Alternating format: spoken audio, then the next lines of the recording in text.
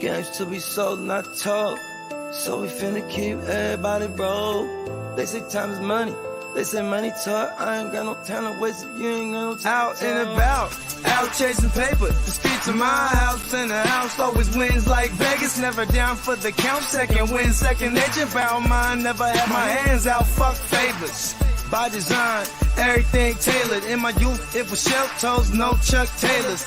We choke game, had a game show. It's still the same code game, so it's still the same code. We all pay the cost, pay dues. Move with the mind state that I can't lose. On the grind, push a hard line with my linemen. Back when I was young, they said it's all about timing. Till it's my time, all the stars are aligning. I'm a diamond in the rough, couple cuts got me shining. This game you cannot cop on consignment. In the field, all we do is execute assignments. The game should be sold, not told. So we finna keep everybody broke. They say time is money, they say money talk. I ain't got no time to waste if you ain't got no time to talk. The game should be sold, not told. So we finna keep everybody broke. They say time is money, they say money talk. I ain't got no time to waste if you ain't got no time to talk. First, we get into this paper. See, I want it all, plus a mule and 8 acres. A lot of alcohol, few dad bags of paper. Run this shit like a ship and I'm the sailor. Cold, kinda like it's fresh up out the freezer. Cold, if she ain't talking bread, I don't need her. Soon as I meet her, I'm a fucker, then I leave her. It's the old Mac needs, treat them all like bottom feeders. Break it down slow for them folks that don't know. I'm a seasoned vet, black belt out the dojo. With a wide range of weapons, so I'm out the holster. Keeping all options open, so many ways that I can fold ya. Told you from the gate, never been about no play. Get it on the go, they never been known for no delay. The game should be sold, not to be told. Keep your mouth shut, don't have to break the mold. Mac needs.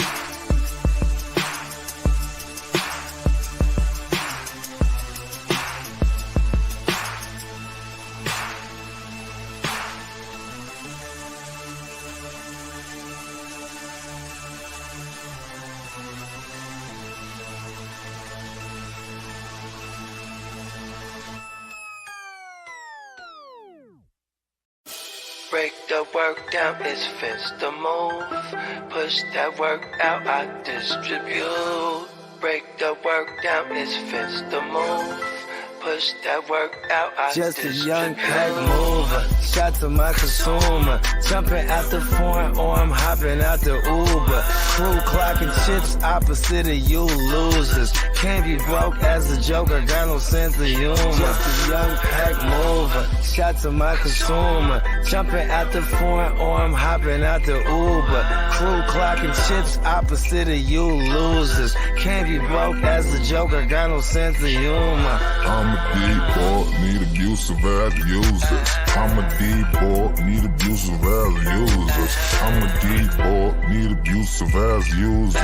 You know I'm the boy, get money's what I'm used to. Keep you straight from the gate, so I don't confuse ya. I'm a D-boy, need abusive as users. I'ma make noise, shout to my producer. I'm an entertainer, but I ain't here to amuse ya. Yeah, fuck with shooters and they all fucking users. Come through, wake that ass up like a rooster, hella early in the morning. Early bird gets a worm. Finna get rich for 'em, food for the worms. Cutting cocaine, dumping whole things. It's a cold game, make you run your gold chain. Hungry, but I'm moving in a keto state. For sure, beat the price on the keys in your state. Catch me running up a tail, fucking up a bag. Make me wonder how long will a good thing last. On my Curtis Mayfield, live a life I can't chill. Push a man, push the packs, all I do is make squeal. Keep it 100, I'm just numb, yo, I can't feel none of these suckers when they say they real. Stacking Uber cash, I'm an out-of-state supplier. Random Uber man, he a getaway drive. Just a young pack mover, shot to my consumer. Jumping out the foreign or I'm hopping out the Uber. Crew clocking chips opposite of you losers. Can't be broke as a joker, got no sense of humor. Just a young pack mover, shot to my consumer. Jumping out the... You ready, Jerry? I'm ready. Just want to make sure you're ready, brother. Show me the money. Oh, you didn't know? Every day I'm hustling, every day I'm hustling. my shoes on, you wouldn't last a mile. Summertime, wintertime, I'm on the grind. Yeah, I got the ring, I'm the champ, I'm the genie of the lamp. This is the gift I was given, so I just live by my hustle.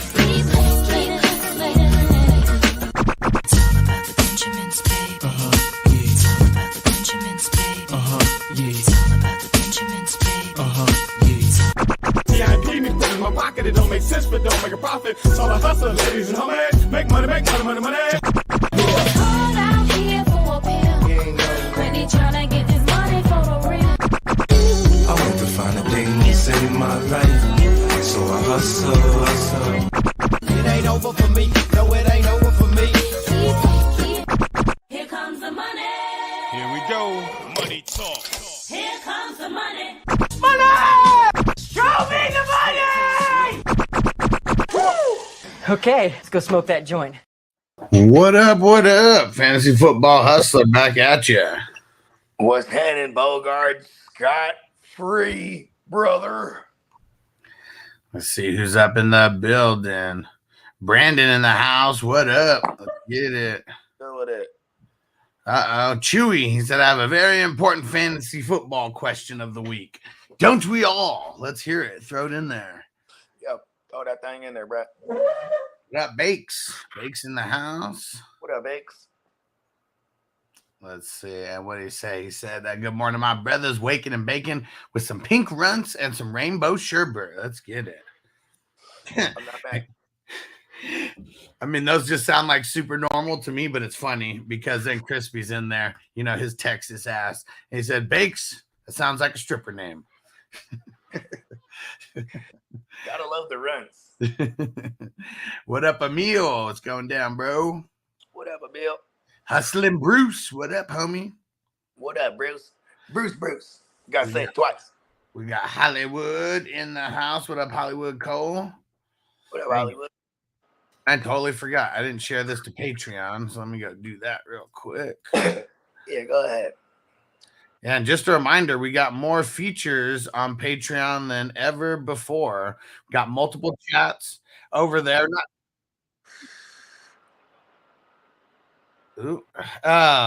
Let's see. It is so not really using Discord. You know, there's not a lot of activity there as far as like people like chiming in and posting. But as far as these chats on Patreon go, I think those are going to be the most lit chats around out of everything we got going on. So 420crew.org if you're not there already. And if you are there, just make sure you download the app. When Hulk Hogan was on Rogan, they said, so where did the flexing come from? And they said, where did the ear come from? He said, I got that from he admitted it that he had took that from someone in the Minnesota territory. Okay. He said this guy, he was a heel, and but he was a lot of people liked him, and he would they would boo him, and he'd do that, and then he said he would get a big ass pop. Yeah. You know what I mean? So he just said one day he did that shit, and he said, but I added the extra, the extra hand. Oh yeah. Oh no, it's original now. All of a sudden. And he goes, the Hulkamania, what was that? He's like, that kind of came from the Minnesota territory too. It's kind of bestowed upon me, Hulkamania. He's the run wild on you, I added that. And then he said, what about the say your prayers, take your vitamins? Oh, that was all me, brother. He's like, what about brother? Oh, that was me.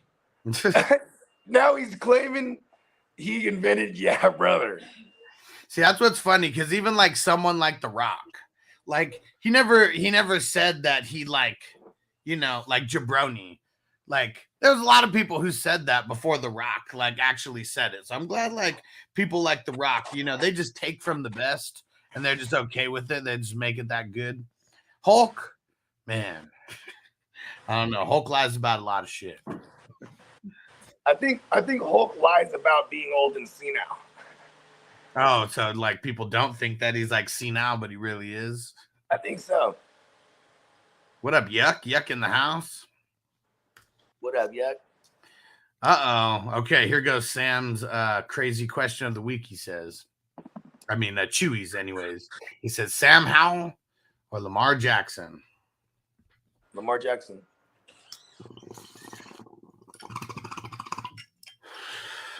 Yeah, versus the Steelers. Lamar's going to be able to get off on the ground against him. Let's see. Crispy said Trubisky is ass. Yeah, he might not even be playing. We thought Kenny Pickett was going to miss a couple weeks. Kenny Pickett might be playing this week.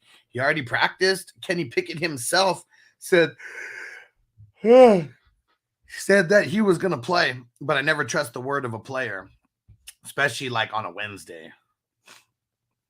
Dennis in the house. What up? What up? Jake said, waking up hoping Fields has a field day today. I think he'll be really solid. I mean, Washington and Chicago have both been given up to opposing offenses. Yuck said he's smoking on the Gmm Garnett by Highsman. I like it. Take a little screenshot. Your screenshot here. All right. The Gmm Garnett. I like it. Kevin Garnett's here. No. Gmm Garnett. Oh, his brother. This is from this is a Highsman strain. Nice. Yeah. Cool. They're out there and thing now. They've been out there. So they're in Massachusetts. Yeah, because he was the one. Oh, my bad. I was thinking you got your hands on something in Vegas. No.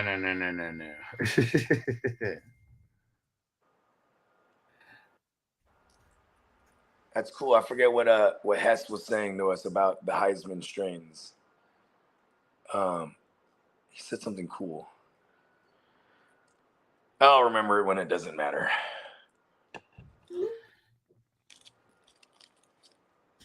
Yeah, because Yuck was the one who went in when the Highsman team was out there, and he said, "What up? I heard about you guys from us," and they're like, "Oh hell yeah!" That's what's up. And Yuck said, "If you ain't down for the 420 crew," And of course, if you're not down with that, we got 2 words for you. Robert said, "Hey yo, Chico," he said, "Morning guys. Brock Purdy or CJ Stroud?" Stroud. Yeah, I'm gonna go Stroud. More upside. Could be a low scoring game with the Niners. Cowboys, real physical, beat them up in their face game for both sides. You know, it's going to be who can out physical the next. I'm sure. Blake said, "Would y'all start Mostert? Or would y'all trade Mostert and Godwin for Myers and Madison?" Nope. It is kind of blah. I want God. I mean, that sounds like a trade he wants to make because Godwin has a bye week. Godwin's going to be like the de facto number one. No Mike Evans because the hamstring could see Mike Evans going to IR for real. Yeah, and like every time you make a trade, you have to ask yourself, does this improve my team? Like if you just want to cheer for the guys on the other side, like, you know, you don't have to ask us. Like you can just make those trades. But I get it. I get it though. I mean, like, because I'm probably hitting the nail right on the head, bro. He's probably like his record's probably not looking too nice. You know, he's got a bye weeks here. He needs plug foods in, but yeah, you know, those guys ain't really gonna move the needle for you. 2 guys on the same team. Madison, who is it? It's Addison. My bad.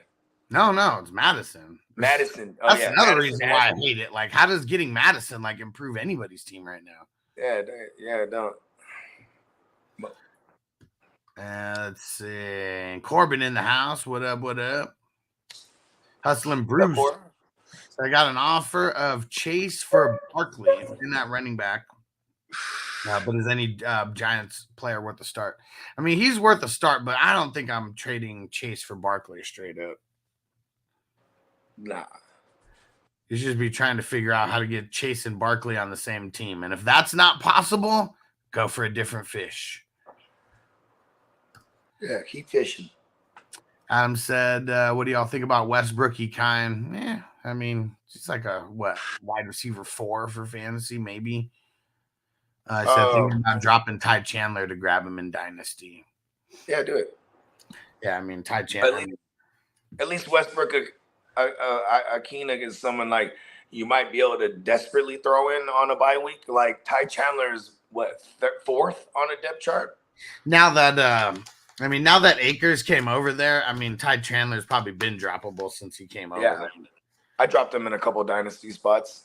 Yeah, it's nice to hold. Yeah, and I'm sure that Adams, benches aren't as deep as ours either. Yeah, and I mean, that's the thing too is like we have 50-man rosters, but it comes down to like who I could use or not. And he was on a chopping block. Can't use him. Yuck said, wish someone would redo a Hulk Hogan like Jay Lethal did with Macho and Ric Flair. You mean like pay a homage to a match or something? I don't know. Because like Hulk Hogan's matches are whack. Yeah. Like he can only work for like 12 minutes. And then what's crazy is what everyone like when he was Hogan said when he wrestled Brock Lesnar, right? He said Brock's like just putting it to him. You know what I mean? Yeah. And then he's all right to tell Brock, hey, what are you doing, man? What are you doing, man? We're 5 minutes in and we got about 13 minutes to go. You know what I mean? He was like, because he's a bad worker. And then when Kurt Angle was on Rogan, he said, yeah, when I was in a program with Hogan, he said, man, Vince told me, yeah, really fucking stick it to his ass. You know what I mean? He's fucking German suplexing him and fucking belly to belly suplexing him. And he's like, whoa, what are you doing, brother? He said, hey, whoa, this is not how it's supposed to be. You know what I mean? And it's what's funny? No one gives a fuck Hogan. You know why I had to turn off the Hogan shit? Like I really just I couldn't listen to him anymore. I switched it to the Kurt Angle. He's like, well, I'll tell you, brother, in 2002, he was like, man, me and Rock in WrestleMania. He's like, I'm carrying him around the ring the entire match. I'm like, get the fuck out of here. Now you got to shut the fuck up with that. Get out of here. Oh, man. He said, brother, he was like, it's the damnedest thing. I'm leaving the arena. They're cheering my name. Damn, bro. He is so egotistical, bro. Yeah, I can't do it anymore, man. I couldn't listen to him for like 3 hours or whatever that. I never liked Hogan as a kid. I was a Macho Man guy, and then I was a Bret Hart guy. You know what I'm saying? And like, I was like WWF like Hogan and NWO. Like NWO Hogan was that shit. I was WWF all the way, so I wasn't fucking with NWO at all. I wasn't fucking with anything WCW. I was like, oh man, you just got all the WWF fallouts and all the old guys there. Never watched it. Never had an appreciation until the WWF Network came out, or WWE Network. It was crazy because they became like the cool kids on they became like the cool alternative to WWF for that time period. And what was crazy is like when you watch that, it was a clear distinction between quality of like in-ring work, the visual aspect of it. Like the cameras were just better in WWF. You know what I mean? Everything was just better. You know what I'm saying? And like, I don't know what it was with WCW cameras, but like it would look like the audience was like fogged out. You know what I mean? Like, do you remember what I'm saying? And then like when the Alliance came through, whenever they would shoot WCW guys, they would use the WCW cameras. So you would see the distinction on USA. Like while you're watching, they would go from like WWF cameras to it was funny. But Vince was just smart. Like, okay, I absorbed the camera crew as well. So, yeah, you know what I mean?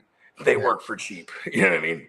I won't have my guys shooting the WCW guys. You know what I mean? Yeah, fucking scrubs. And it's Donk. He said odds on JT being relevant this week, he says. Slim to yeah, I mean 20%. 20% as of right now, and like every day that goes by, it's gonna like decrease for me by like 5 or 10%. Well, think about this. The moment they activate him off the pup completely, because they already opened up the 21-day period, then I'll be like 100%. You know what I mean? Until then, I'll say there's no chance at all this week. Until they got to be like, he's removed off the puck. Yeah, and if that happens, that would probably happen on Saturday. So we got to see. Like, if he gets in, let's just see what he got yesterday in practice. Because if he came in and he was like just 100% full go yesterday, that makes us think. Oh shit! He was a full go yesterday. Yeah, I mean, we knew that already. Yeah. I didn't. I just didn't even pay attention to that. So I knew he practiced. I didn't know he practiced in full. I mean, can he learn enough of that offense in 1 week? Probably. He's the running back. We've seen running backs get traded and get in their that first week. It's got to be paying attention. Yeah, and if they remove him from the pup, it'll probably happen, no later than Saturday. Yeah. And okay, so you had a decision to make. So you have a Khalil Herbert. I'm throwing out Khalil Herbert tonight. You know what I mean? There's maybe if you have like an Antonio Gibson, you start getting in that realm, I might weight it down. But make sure you have a pivot to weight down Taylor, because I still doubt he's playing this week. You know what I mean? I don't think he plays this week either. And if he does, I doubt it's a 100% complement of snaps. No matter what, he'll be in some kind of split with Moss. First game back, they're trying to trade him, and we know that they are. You got to keep him healthy. They cannot get him hurt again. But that's not good for our fantasy, because for our fantasy, we want him to play, all the snaps. And Terrell said 2-2 or McLaughlin. I think I'm going 2-2, assuming that Cooper Kupp isn't back. Yeah, and then if there's no Javonte, like for some reason, because he's banged up right now, and even I'm gonna go slightly 2-2, but I like McLaughlin this week against the Jets. He's a flex to me, and I think we're not really viewing the Toots Magoots as the WR2. He's like in WR3 flex range. You know what I mean? Yeah, for sure. Yeah, because I think the Broncos and the Jets, and people are forgetting there's a little revenge game here. Remember with Sean Payton, he had made some comments. Yeah, about Nathaniel Hackett. Yeah. And this was supposed to be circled on their calendar. You know what I mean? Yeah. Aaron Rodgers was like, "Fuck that, I don't like that." You know what I mean? They're gonna come. So this might be a little game here, low key, but because it's two defense, and the Jets have been giving it up on the ground for what it's worth. Yeah. Rock Out said flex one, McLaurin or Dubs. McLaurin. Yeah, I'm going. I have to choose, but there's a lot of people I'm playing Dubs over this week. Dubs over this week for sure. Romeo Doubs on a Monday night against the Raiders. What? There's a gang of fools I'm playing over. I'm playing Romeo over. Yeah, you can't sit McLaurin in a matchup like this. Even last week, look at it, man. He's fucking motivated out there. He's out there doing work. Yeah, me and Steamboat, we were cruising through the Bovado last night. And on Bovado, you could basically set your props. So they originally had it, I think, at 7. So he got it up to 9. And 9 pays it pays what is that? 9-1. And then I think the yards they're giving him 80 something. So he got it up to 120. Okay. Yeah, and see, I know we could tease the points. 10-1. I know we could tease the points in the over under. Yeah, but we can't do it with the props. Yeah. But man, we really need to start doing that on these on the parlays. We're gonna do if we're gonna do a 12-legger, why not get the extra points, right? Or whatever it is, just anything in our favor to increase the odds. Yeah, the times. Yeah. Well, it would decrease the times. Well, yeah, for sure. The odds it would decrease the odds of it. Correct. Yeah. Well, yeah, it would decrease the money odds, but it would increase our odds of winning. Yeah, so that's it would be another leg. Yeah. Yeah, for sure. It would be because then we're gonna the multiplier. Yeah, and start. We'll get less money odds, but buying those points. Sometimes that makes a difference. I don't think it would have made a difference on any of these ones that we've missed so far, but if it comes down to a point or two and we didn't buy the point, usually buying the points if it's the underdog. Yeah. And they got him by 3, I might tease it up to 7 because I might think listen, that's too fugazi. I like I like the favorite to smash him. You know what I mean? And that's what I was just gonna say that right now. Like, it doesn't always just have to be the underdog. Like, what if we're betting on the favorite and we're taking the points down, a little bit? If if it's like a plus 7.5, we take it down to 6.5 or 5.5, something like that. Let's see. Dennis says Cup is not playing. Did they already officially say that he's not playing? We know that it was a long shot. And Yuck said, always represent Ricky, great human. I got the Chemin Garnett from the Pittsfield, Mass. Okay. I don't know how to pronounce that. Temescal dispensary. And I just sent I took a screenshot and I sent it to Hess and Ricky Williams right now. And Ricky Williams, he did the heart emoji. So he saw it. Yuck. Nice. What's the do you say Fitchburg, Mass? Pittsburgh, Pittsfield. Okay. Yeah, that's me totally reading it wrong when I when I read it out. Pittsfield, Mass. No, you read it right. I might have heard it wrong. Yeah, Fitch. Yeah, because Matty Law, he's from Fitchburg. Yeah, Massachusetts. Right. Yeah, and Dennis said 21 days open, but I don't think he'll be playing. I mean, same with JT, right? Same with Von Miller. I mean, a lot of these guys, their 21-day window just got opened up because it's really just the first week they were eligible to do that, right? Like, I mean, you couldn't do this before week 4. That's what it is. So, I mean, we couldn't do it before week 5. Had to wait till the end of week 4 to do it. Yeah. Let's see. Jake said Evan Neal for the Giants commented on the crowd booing them. He said, "Boo louder." He said, "Why would a lion concern himself over a sheep? People booing, flip burgers and hot dogs." I like it. Talk that shit. Yeah, I mean, they definitely deserve to get booed, but oh man, it was funny listening to the Kelsey's podcast. Like, he was like, it's not just about their game. He was first talking about Khalil Mack. He was like, man, I couldn't even imagine if like one dude is beating us like that. He was like, after the third one, I would have been yelling. I would have been screaming at everybody. He's like, don't even get me started on the Giants. He was like, I don't even know how many sacks in.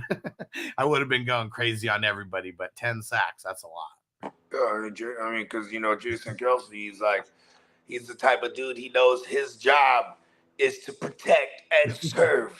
You know what I mean? And when you're not doing your job, bro, it's like, yo, get the fuck out of here. What up, Chase? I mean, of course, Evan Neal's getting booed. I mean, he knows they're booing that line. Hell yeah. This is Daltonics on Twitch. What up? And we got a new follower on Twitch as well. If you left a comment, we'll make our way down there. So just hang out. He said, traded Christian Watson and Hunter Henry for Nico Collins. I'm not mad at it. I like it. I'm not mad at it either. I feel like, I mean, that's probably paying up for Nico. And I don't know, Christian Watson, Hunter Henry or Christian Watson by themselves might have garnered Collins. Yeah, I mean, just for the scarcity of the tight end position. But like Hunter Henry's kind of been living off his first 3 weeks. Yeah, that was the move to man, do you remember how many people were asking us, should I trade away Kelsey? I have Hunter Henry, and you're welcome because we saved you guys for yourself, after 2 good Hunter Henry games, and now he's came back to earth. That's why you trade away the second guy, the hot guy, guy like Henry, trade him away after the first 2 weeks. You don't think about trading a Kelsey away. And it was funny. Even last night, there's this one dude who messaged me out of nowhere. I haven't talked to this person in years, and I didn't even have their phone number. I had to look at, on Apple. Sometimes it'll pop up with the picture, and so I had to look at the picture. I was like, "Who the fuck is this?" And was asking me questions about a trade. I didn't even look at the picture. I was like, "Man, that I have a fantasy football advice business, right? Go sign up. I'll take a look at your trade." I literally didn't even look. He's like, "What if I just send you $5 for now, and I'll decide later if I want to sign up." I was like, "All right, go ahead and send it on Apple Pay." And then I look at the trade, and it's trading away Kelsey, and I was like, "Oh fuck!" I was like, "Come on, man!" And I was like, "Okay, I know you don't watch my YouTube show, but number one rule on in our show for fantasy football is do not trade away Kelsey. And I just went into a little spiel about how you shouldn't trade Kelsey. And he was like, I paid $5 and all you're going to tell me is don't trade Kelsey. I was like, yeah, man, you're an idiot. I have to save you from yourself of trading away Kelsey for a whole bunch of bullshit pieces right now. I was like, you need me way more than you think that you do because you're debating trading Kelsey away right now. I hate Taylor Swift. Don't ruin my Kelsey. Here goes Leon. Philly or the Lions? D. Lions.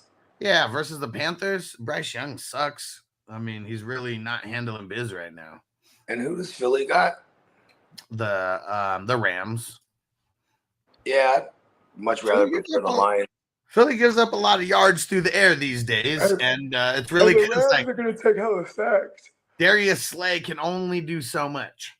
And Stafford is going to take sacks to the ass. For sure. Maybe he throws a pick or three. Well, that's what it's going to come down to. Can that defense actually get a pick over there?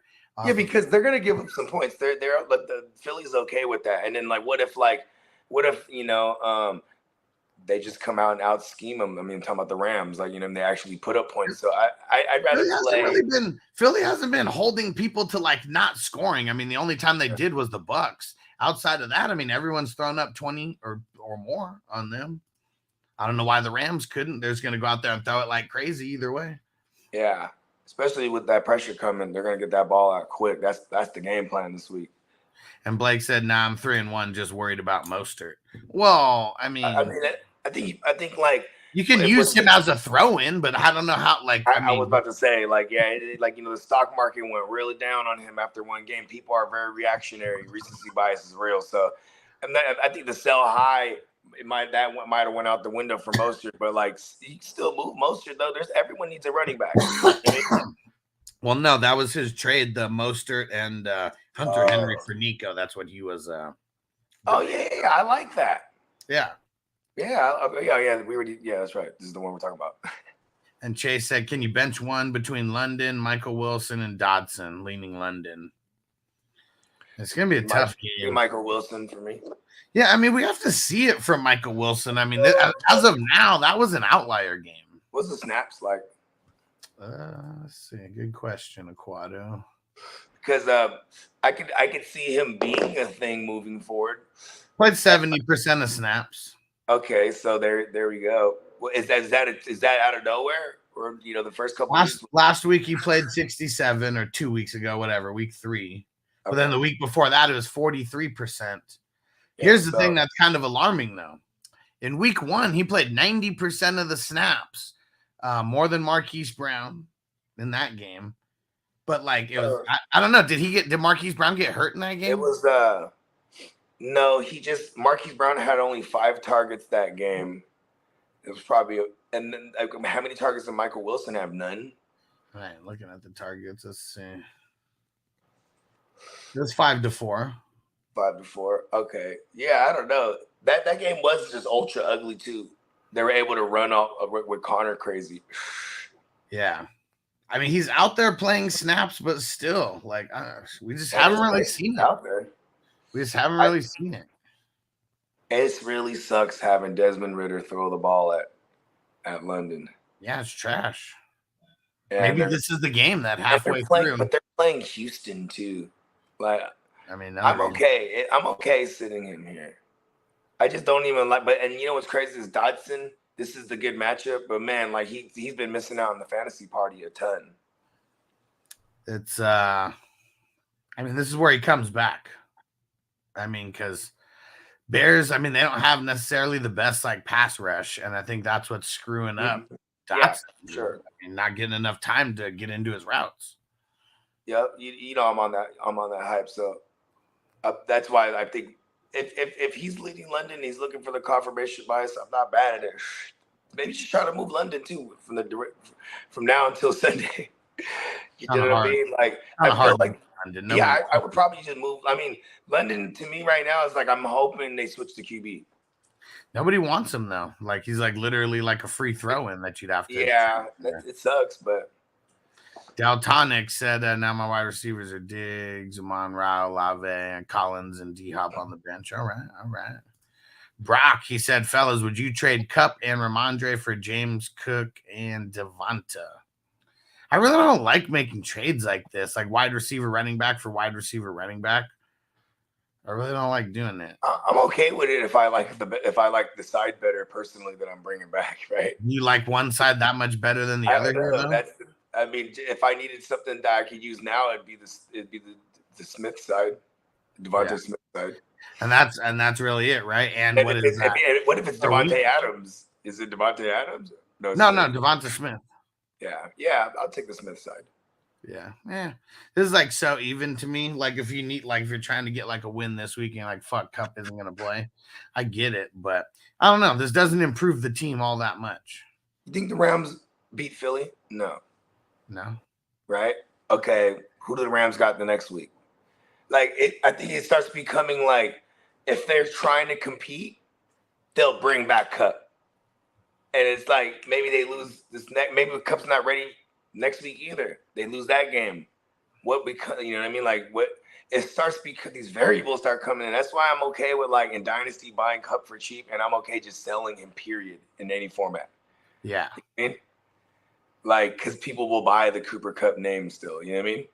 Well, yeah, you can buy it, but just like that, No, you'll be able to sell it like in any. That's what I mean. Like, I mean, dude sold. I mean, he sold it with that trade, but like, I don't know. It's like not all that like amazing. Like, yeah, Smith hasn't been a world beater this year. It's like he's kind of, I don't know, lots working within the game flow. He's had one blow up game, and that's it. It kind of sucks a lot.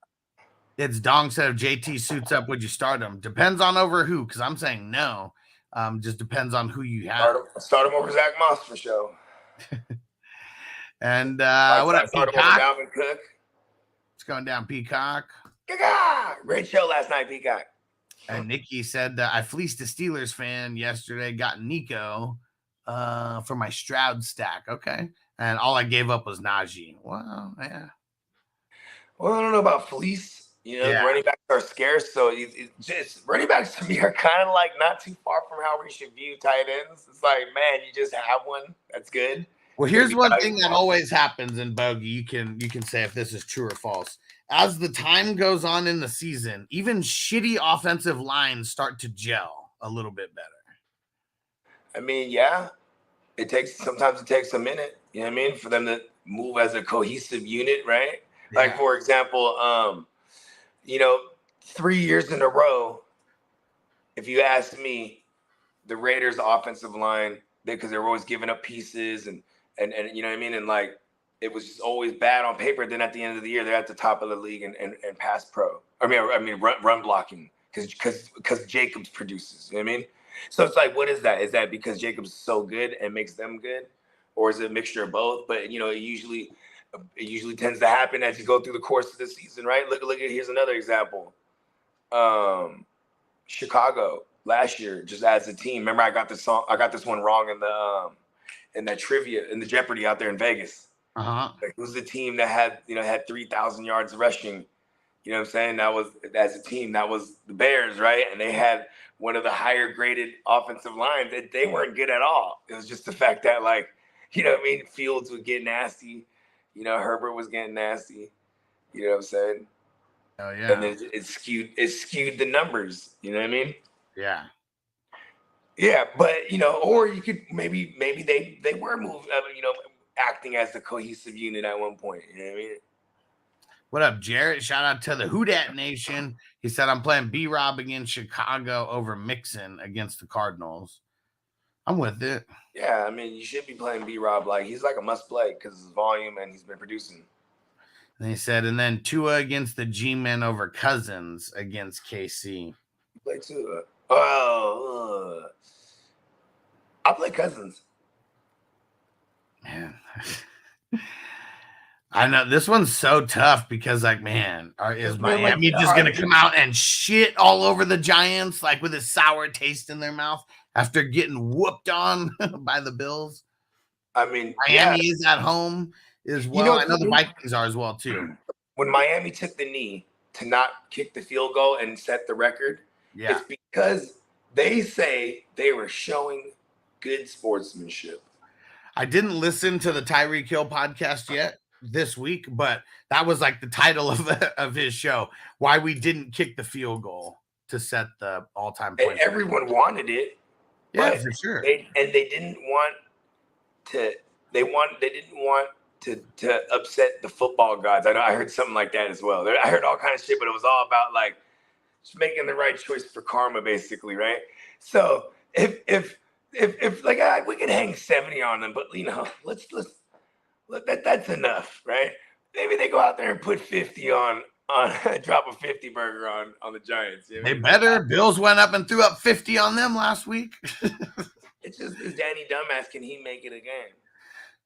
Well, I mean, see, and that's what I think. It doesn't even matter. Like it almost doesn't. Can Bradley Chubb, Jalen Phillips, and the Van Ginks, you know what I mean? They're gonna have a field day here. You know what I mean? Like Evan Neal, is he a lion? Gonna get a fucking all these other lions running right through his sheep ass line? I don't think it's Evan Neal, but I know they're supposed to be missing one of the other tackle. It's Andrew Thomas or Thompson or Thomas. It's they're 2020. Yeah, and you know what? First round draft pick. What your name is? But yeah, he's supposed to be missing. And let's see. Was ass. Cornball on Twitch. What up? What up? He said start Hall or Aaron Jones this week. Damn, both have great matchups. I mean, I'm starting Aaron Jones. Both. I'm starting Aaron Jones. I'll probably play both those running backs over a lot of other options. So yeah, both great matchups. Neither should be on the snap count. They said that Breece Hall. I mean, and this is Robert Saleh, so I guess who knows because he comes from the Shanahan school of coach. Flyers. He said that Breece Hall is not going to have any snap counts, like moving forward. Like he's not going to be on any kind of snap count. Doesn't mean he's going to get used 100% of the time either. He's out there. And let's see. Fecoy, what up? Do I start Terry McLaurin or DJ Moore tonight? Damn. I'm gonna start both. Yeah, like fuck. Like who else do you got in your in the chat? Yeah. Throw it in. Who else do you got? Because I want to start both of those guys tonight. Both have great matchups. If I got to pick one, I'm leaning Scary Terry. Jay Walt, what up, guys? What do you think about trading Montgomery for Pittman? I mean, if you're extra, chunky at running back and you really need a wide receiver, I'm not mad at it. I mean, it is a great matchup for Pittman this week, but I've seen enough out of Anthony Richardson that I'm okay. At least he'll get peppered. Or he'll pepper Pittman. Yeah. But last week we didn't see that because low key the Rams corners are good this year. If you go back to week 1, they've been limiting number 1 options, whether it was DK week 1 or week 2 Ayuk. You know what I mean? Yeah. So that's probably what happened with Pittman last week. But then if anything happens to Richardson, which is like a real high percentage because the type of player he is, right? Literally already happened. He's already been hurt twice, right? So it's like then if Ginsu comes in, we love that. Yeah, I mean, I guess it's like so I'm okay with it, but I'm the come on, Monty. What? He's just a part of a better offense. I mean, I don't know, like Colts are okay in spurts, but I mean, yeah, the Lions, they're just a better offense. And like they're giving it to him. Like this is everything you want out of an RB right now. So yeah. I hate that I'm just always gonna be weary on mobile QBs. But man, it is crazy because you have to consider the fact that like look at how slow the Eagles are right now. They're not this fast-paced offense. It's almost like they're changing. It's almost like they don't have their offensive coordinator they had the last couple of years. What up, Marty? What up, right? Dion? What up, Marty? What up, Dion? Because, Shane Steichen, former OC from the Eagles, now head coach of the Colts, like he's eventually going to get that thing moving and grooving. Yeah. And, maybe it's not this year or maybe so, but I'm just saying, like, and I'm okay with Pittman. I can't believe I'm saying that. Yeah, and Leon said, would you trade Puka or Nico for Olave? No. Yeah, I don't want Olave. I'd rather have Newman I'm having Nuka and Collins, Nuka and Nico, and I'm chilling, bro. Uh-oh, Marty said, missed y'all yesterday because I was at the Twins game. Got Houston in the ALDS. Oh, man, that's going to be a tough matchup. Let's get it. Right. Playoff baseball. Let's see. One of my mans yesterday, he was like, Twins is a lock. Twins is a lock. He was like, he kept putting it in the chat all day. For what? Just the first game or the series or what? I don't know. I wasn't betting it, so I didn't really elaborate. And then he just in my tribe. Shout out to the tribe. They everyone just put screenshots of their tickets. You know what I mean? What was doing. I don't know if Yuck didn't see it yesterday. He said, "Who's covering Olave in New England?" J.C. Jackson, probably. They just traded for him to get him back. Yeah, it's a good chance he walks on the first week. They fucking need him. No Gonzalez, no Marcus Jones, no Jonathan Jones. I think Miles Bryant's been doing solid for him. I wouldn't doubt it because they just take guys and make them into what they're supposed to be. You know what I mean? And he said, "Oh, I did not see that." Yeah, they traded for him yesterday.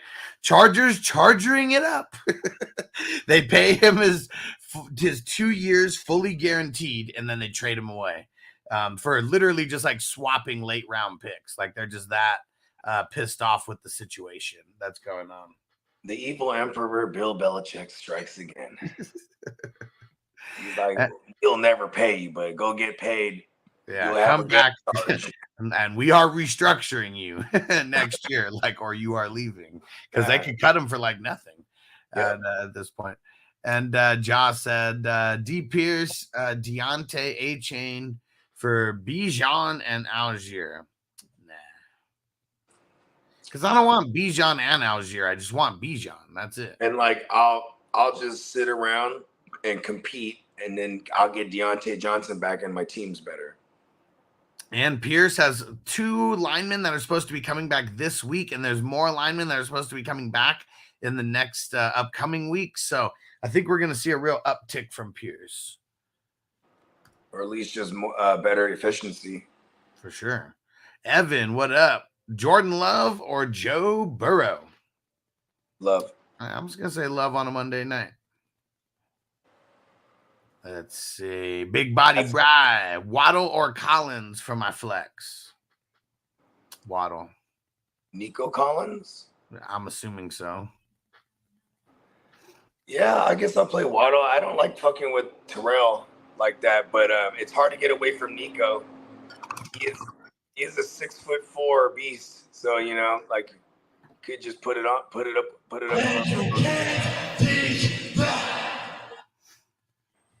Let's see. All in one show. What up, guys? I got Hurts, Monty, A-Chain, Diggs, Olave, Hunter Henry, Nuka. Should I trade Diggs for St. Brown and Ken Walker?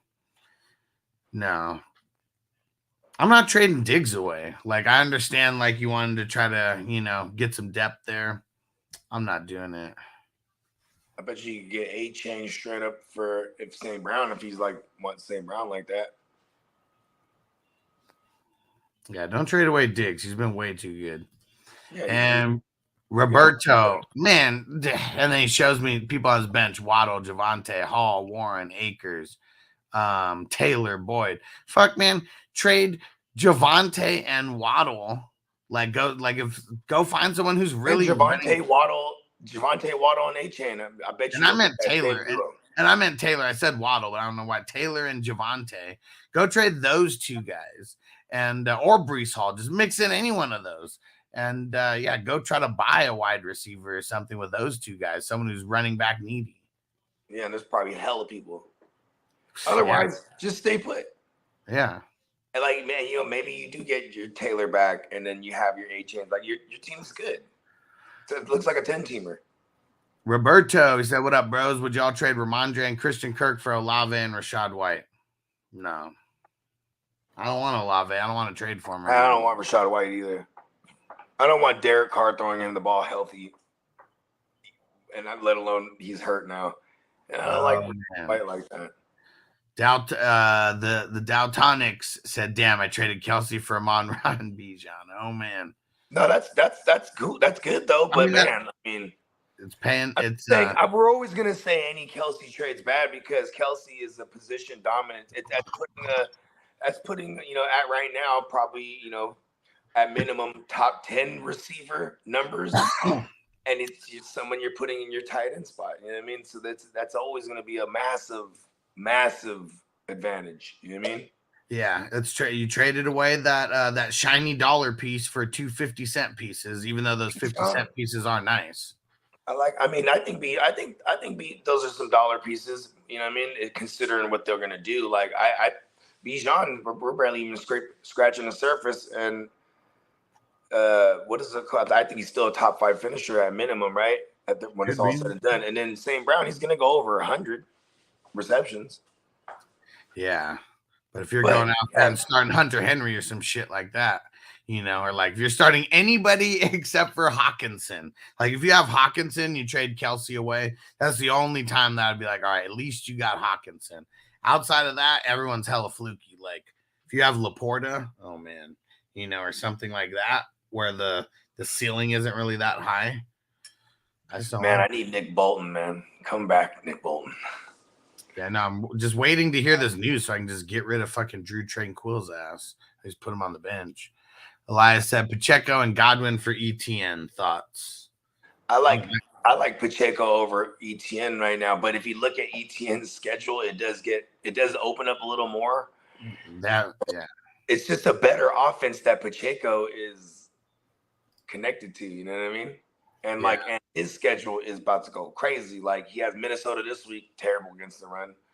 And then just check out the schedule. It's real favorable. I'd rather have Pacheco right at this point, especially not to have to package him up with something else to bring back one ETN. You know what I mean? Yeah, that's paying up for ETN for sure. Yeah. I don't want to do that. Big Body Bride, Jake Ferguson or Hunter Henry this week? Ferguson. Fuck, he's playing the Niners. Yeah, I'll say Hunter Henry. I hate both of these matchups this week. Both of these are really, really bad matchups this week. Just so you know. Yeah, Saints. They got great linebackers. They got like good safeties. They're giving up the 4th least points right now to tight ends. Like it is not a good matchup. Yeah, and I could argue that they just haven't been. There's no real tight ends that are being targeted against them. Yeah, but yeah,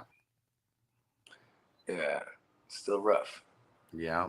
And let's see, Roberto. We did that. Let's see. Leon said opponent needs a defense. Colts and Lions available. Should I drop D-Hop to grab the Lions to block? There's no one else you can drop. Is he the lowest? Is it 8-man league? If that's the case, I'd drop D-Hop. But why drop a usable asset that what I mean? He's like a strong flex. And let's see on Twitch. What up? Can't read this out. Looks like Japanese. He said PPR, no clue who to put in my flex spot. Ramondre, Jonathan Taylor, if he starts, Drake London, or Tank Dell. All not that good of options this week. Ramondre? Yeah, that's where I'd be leaning to. I mean, maybe it'd be Ramondre or Tank Dell, and you just hope that for Tank Dell. Anyways, you just hope that Nico's being covered by AJ Terrell, and then that's going to make Dell a little bit of a shinier piece. I think if Dell catches if Dell's touchdown doesn't have a flag on it and get called back, I think people are just not even asking about Dell. Yeah. Let's see. Because it looks like there's no consistency, but he would have had touchdowns 2 weeks in a row because he did, but there's a flag on it. Still count those in my mind. Zach said, should I trade Derrick Henry and Amon-Ra for Alvin Kamara and Stephon Diggs? Yep. No. I'll take Stephon Diggs. Yeah, I mean, shit. Amon-Ra and Diggs? I mean, right, but is this not selling low on Derrick Henry right after he had his fucking blow-up game? I'll take Amon-Ra and... If you want to cheer for Alvin Kamara and Stephon Diggs over Derrick Henry and Amon-Ra, I said go for it. Oh, never mind. I had it backwards. I thought we're getting rid of the running back. I got so dyslexic there. It's the running back. It's a running back receiver for running back receiver. And I'm gonna stay consistent. If it's running back wide receiver for running back wide receiver, I better like the other options so much more. Or else there's no point. I do trades like this all the time, but they're never 2 for 2s. So for example, if I'm in this trade and I have the Diggs side, that other side's throwing me 3. Yeah, but that's what I'm saying. Like Derrick Henry, St. Brown, and something. What I'm specifically saying is running back wide receiver for running back wide receiver, because we literally see this combination of trades happen all the time. And what is it? And if this is redraft too, because if it's dynasty, it's always redraft. Yeah, it's happening. Always. Yeah. Yeah. Just don't do it. Save yourself the trouble of that trade and look for a better trade. Not saying don't trade, just don't trade if my running backs are decent, I would trade Henry straight up for Diggs. I mean, they better be really decent to give up a Derrick Henry. I like, a lot of, it's funny because in the redraft, all my teams, it's all like just 2 usable running backs and just like jammed with hella receivers. Well, yeah, like how many people do we hear say, oh yeah, I've got good running back depth. I've got like player X, Jonathan Taylor, and then a bunch of scrubs. Like we hear that all the time. And like, yeah, so that's what I mean. Like, you got to be really spoiled to trade away a Derrick Henry. But Diggs, I mean, he's the man. He's the man. But I'm just going to say the way that you got to be making these trades is you got to be looking at your bench, looking at your fringe starters, and trade like 2 or 3 players for like a Diggs. But the person who has Diggs has to be hurting and like needing to trade away a Diggs. Like, or else that you're just barking up the wrong tree anyways. Yeah. And Angelo said, you guys like Devonta Smith or Olave more for the rest of the season? I mean, I guess Devonta Smith, but that for me, Olave, just considering like what it should be, is like, a number 1 option that's gonna, have 1,000 yards as a floor, but it really sucks when you have Derek Carr. Yeah. And then we're literally seeing the Eagles like adjust to their new offensive scheme, even though it's like similar. Yeah, they hired from within. It's still, you know what I mean? Still not the same as it was last year. Josh said AR-15 or Fields tonight. I'm gonna say Fields. Really good matchup versus the Commandos. Yeah, I mean the Colts are playing the Titans. It's a really poor secondary. You know what I mean? But it's like, yeah, what if he can't run? Yeah. You know what I mean? Like, because they're the, a top 3 run defense. Yeah. I'm going to go Fields. This game has shootout potential even on a Thursday. And what up, Jarrett? Let's see what Jarrett said. He said Moore or Nico in my wide receiver 2 spot. Got Hill in the wide receiver 1. I think DJ Moore, it's just a better matchup for him. Can you flex? Can you? I mean, if Nico's not in the starter, of course, there's always an option to put in the flex, unless he's got someone hella stacked there already that he can't put Nico over that. He's probably going 3. He's probably putting a running back in that spot because of the way he worded it. Like, oh, this is my receiver 1 and 2. You know what I mean? Potentially, yeah. I know DJ Moore.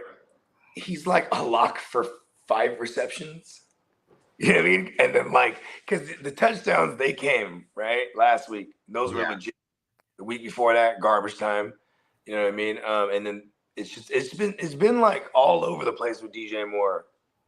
Yeah. I'm okay playing him. I'd still like to play Nico somehow too, but Mr. Fantasy Master said 10-man. Someone offered me Saquon for Connor and Waddle. I don't know. I don't want to give up on Waddle like that. There's a lot of people who are like asking, should they trade away Waddle? I've been trying to trade for Waddle everywhere, actually. Yeah, nah, don't do that. I'm going back and forth with someone right now where I'm packaging up ETN and trying to bring back Waddle plus. You know what I'm saying? Like, I mean, like the package deal for a package deal, but like really, I'm okay to boil it all the way down and just give ETN straight up for Waddle because I have decent running backs for real. I have Najee, Montgomery, and then some other miscellaneous guys, but I only need to start 2, so I'm willing to you know what I mean? Yeah. All right, let's see. We got some of this Fikoi. So I remember he was asking about DJ Moore or Terry McLaurin, and we were like, who the hell are your other two wide receivers that you can't start one of these guys as a wide receiver and the other as a flex? And he's got Diggs and AJ Brown. That's why he said it's an 8-man league. Yeah. Then you always just play the match. I'm on the Terry side still. Yep. And put Terry in your receiver spot. Get him up out of your flex. Shout out to Gary. What up, Buffet boy? What up, Gary? How you doing? Let's see. Quinn said trade ETN away to receive Olave and Gibbs. Nah, I'm keeping ETN. Yeah. It's like a deal considering that they're giving you the 2-for-1, but right now Gibbs is just like hopes and dreams. Gary said I traded Olave for Ramondre in Dynasty League I'm in. Huge running back problems. I'm not mad at it. I mean, but I wouldn't have done it though. Probably not. Yeah, you just want to keep a guy. Have long shelf life receivers have. Yeah, running backs, especially a Belichick running back. Yeah, like they're not going to pay him, and he's going to come. He's coming up to where he needs to get paid probably next year. So it's either a cheap extension or they're going to draft someone or bring someone in, just like they brought in Zeke, or even try to bring in James Robinson for Zeke. You know, New England's on some fuckery. And Leon said, how do you feel about ETN? Would you start him over Hall and Kyren? Man, I mean, it's tough to say I'd start Hall over him. I feel like Kyren, though, I mean, we got to see his practice reports and stuff. And I mean, he has just as tough of a matchup, if not tougher, than ETN. What's crazy is that I'll comfort everybody that has Kyren. If he's not practicing at all and they say he's going to go, he'll go. Yeah. We got to hear that, though. Yeah. They said that about Puka. Yeah, exactly. Like it's the organization that will do that. Yeah. I mean, this is the same organization doesn't play their guys during preseason, right? Because they don't want them to get hurt at all. So, and then they throw them right out there week 1, right? I mean, that's just smart, though. You know, I mean, I know that everybody gets a lot from practice, but a lot of the game planning has to do with the coach's game planning. The players need to know their assignments and everything, but practice is just for as much for the coaches as it is for the players. And all in one show, Olave or Waddle. This week, Waddle for sure. Yep. Oh, man. See, I got it right for the Daltonic said I had Laporta on my bench. I had to. Yeah, see, man, you shouldn't have done it. You should have traded Laporta is what you should have done. Yeah. You know what's funny is you got to stop and think. When someone starts talking to you and the talks are going real smooth, they want what you got. Of course, someone's going to talk to you about Kelsey. You know what I mean? You don't have to.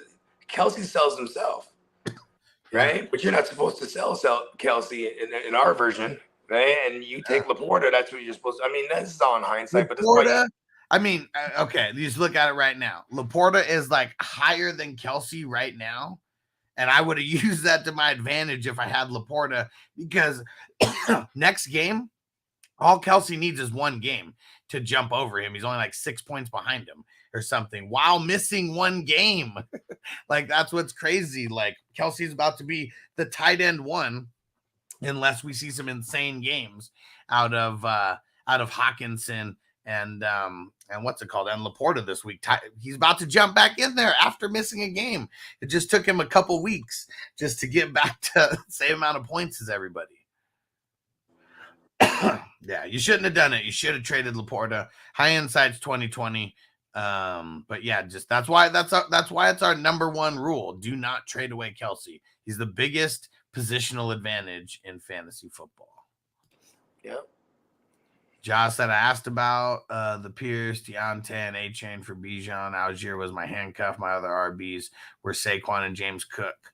Wide receivers are Cup, DK, and Nico. I like how he did that. Everybody take note of how Ja did that because he made sure to remind us of what the trade was just in case. Yeah, because he said were, right? His running backs were Saquon and... Well, he said are. He said my other running backs are. Yeah, he's got... Yeah, so Yeah, and it was really just Algier. I didn't like that.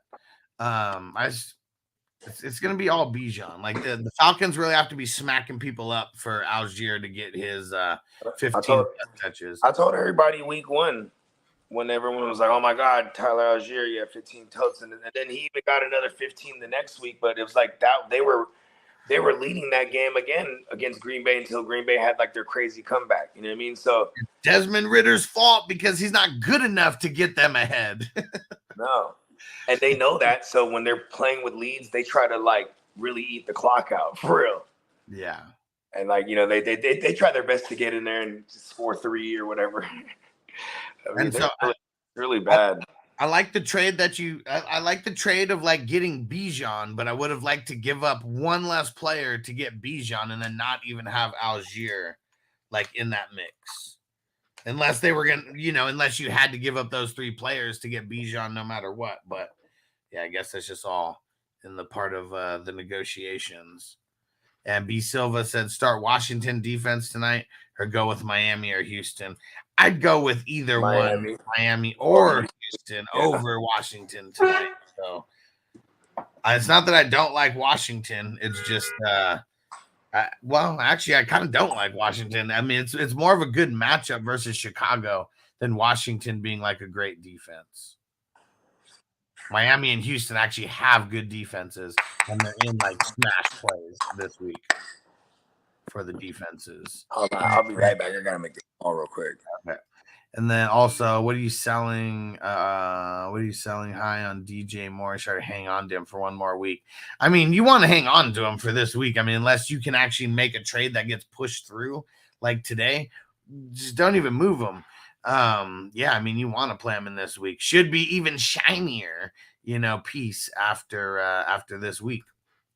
And Jason said traded DJ Moore and Mostert for CD. I'm not mad at it. Sit DJ Moore to allow the trade to go through on Friday. He won't be able to play DJ. I won't be. Yeah, see, I hate I hate like the trades, you know, like that. I would just play him, fuck it, and then it goes through next week. I mean, that's the way that I would do it. Fuck it, man, because you don't want to lose because of this trade either. And Nino said, I need a flex. And a flex and RB2 between Dubs, Brees Hall, Gibbs. Who would you start? Dubs and Brees. Yeah, sit down, Gibbs. Louise, what up, homie? How's it going, fellas? Should I start Madison or Herbert at RB this week? I think I'm going Herbert. Yeah.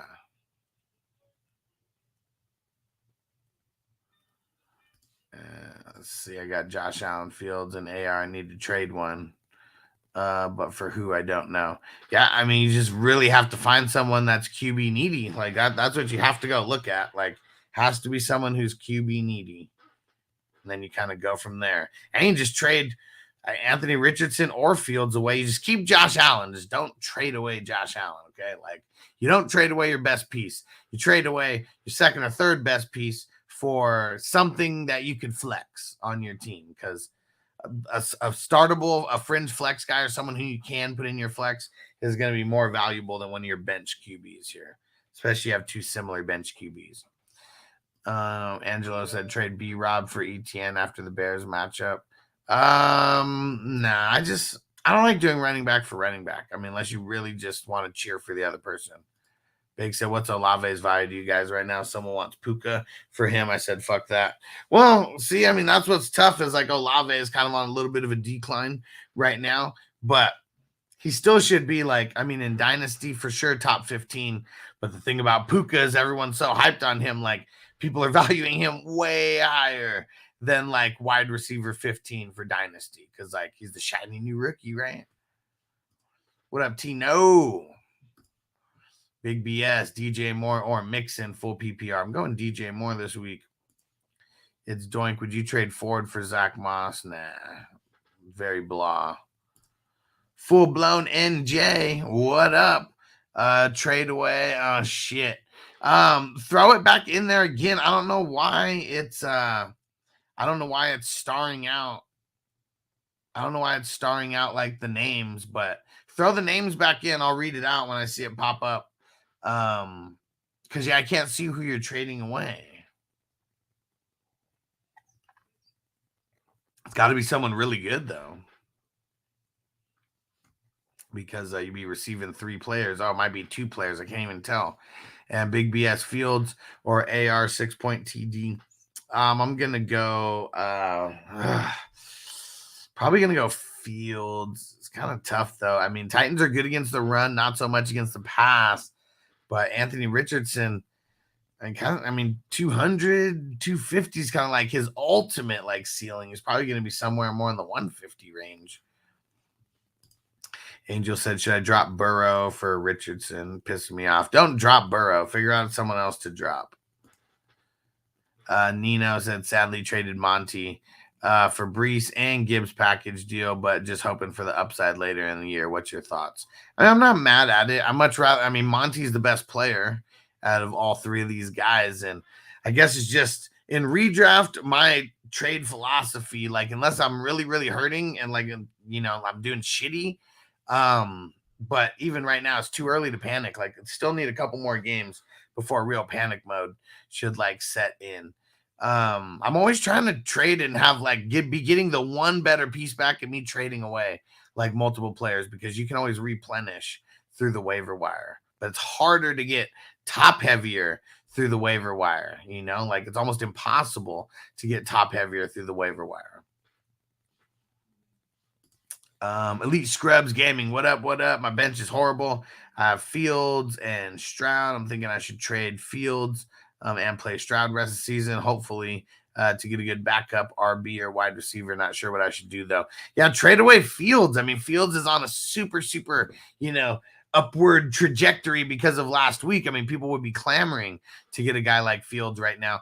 But if you can't trade him away to where someone can play him, like right now, today, I don't know, like that kind of, like people like to wait at that point.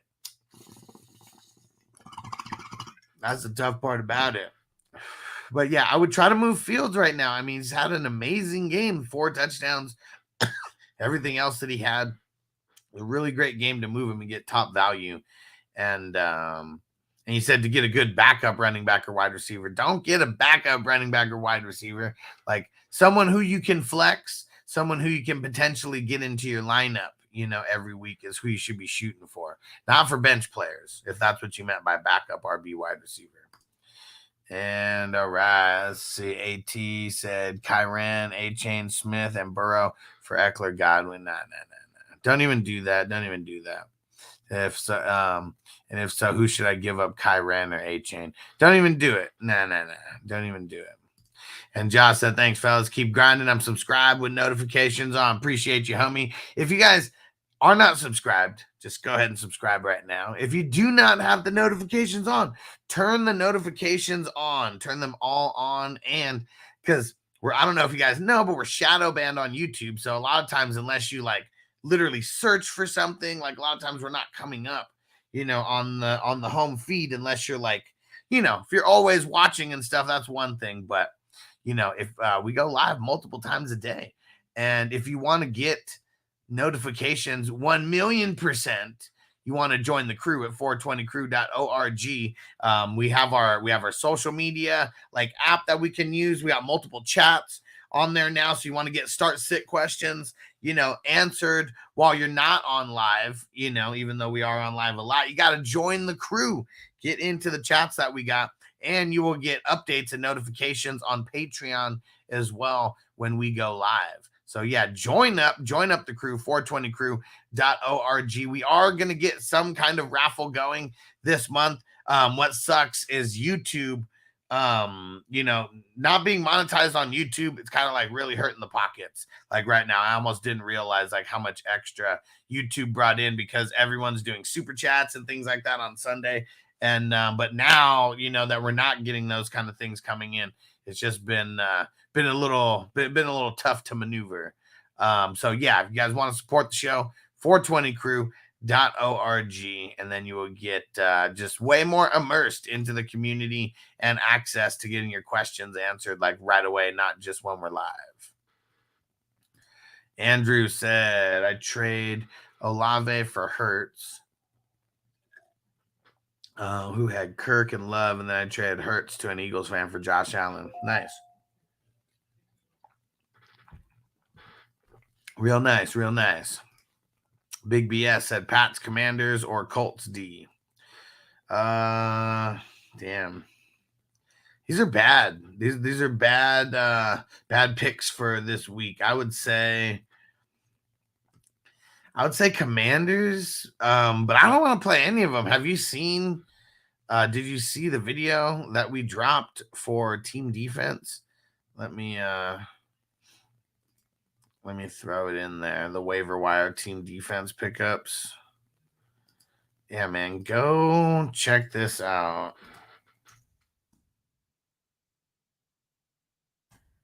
See if any of these teams are available that we have on there.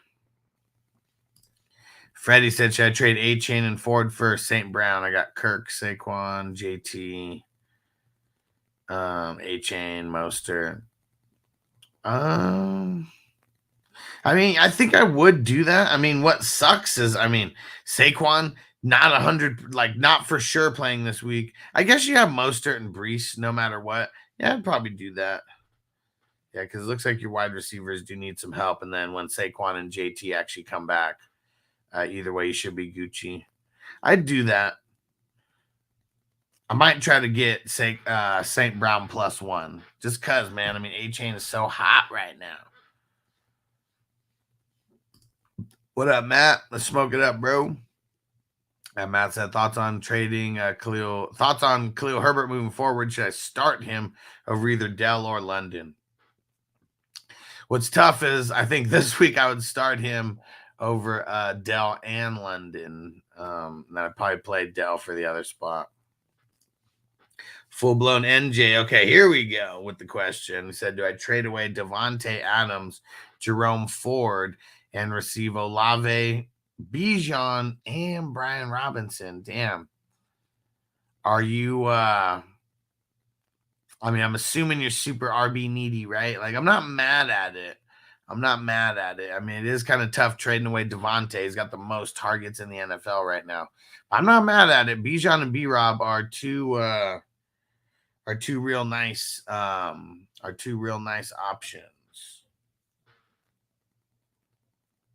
It's Olave that I don't really like, but I'm assuming you're at least nice at wide. I mean, nice enough to trade away Devontae Adams.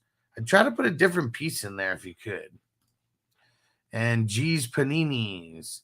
Trade Najee for Jerry Jeudy deep at running back. Probably. I know it's tough to move Najee right now. Isaiah said Montgomery or Kyren. I'll go Montgomery this week. Thomas said need a wide receiver 2 in the flex between McLaurin, Thielen, Nico, Zay, London.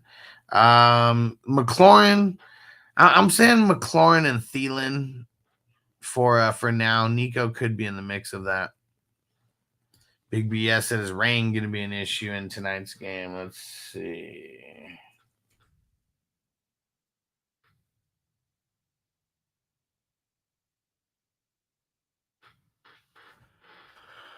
Let's see here.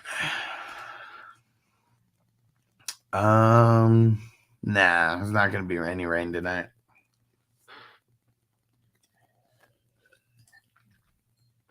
Baby Santa, what up, homie? He said, what's poppin', man? Start Fields tonight or Stroud? Probably going Stroud. I do like Fields tonight a lot, but I think I'm going Stroud. And Jack said, what's a realistic trade for Calvin Ridley? Man, that lot of variables on that. I have no idea. Are you trading away Calvin Ridley? Are you trading for Calvin Ridley? Give some context. And Elias said, thoughts on Pacheco and Godwin for ETN? Oh, man, we answered this earlier. We said just hold with. Yeah, I'd rather have the Godwin Pacheco side. Yeah, hold with that. Yeah, All right. ETN kind of has the bad. I mean, he has the Bills matchup this week. That's bad. And, next week, the following week, he has a better matchup. It's like it's spotted. It's like here and there that I'll be comfortable. People have ETN. You got to roll him out because where you drafted him and what he can give you. So, but it's been lackluster. And Freddie, would you trade Mostert and Ford for Waddle or Olave? I would trade Mostert and Ford for Waddle. Yeah, I would even trade for Olave too, but I'm push hard for Waddle. Yeah. All right, we caught all the way up.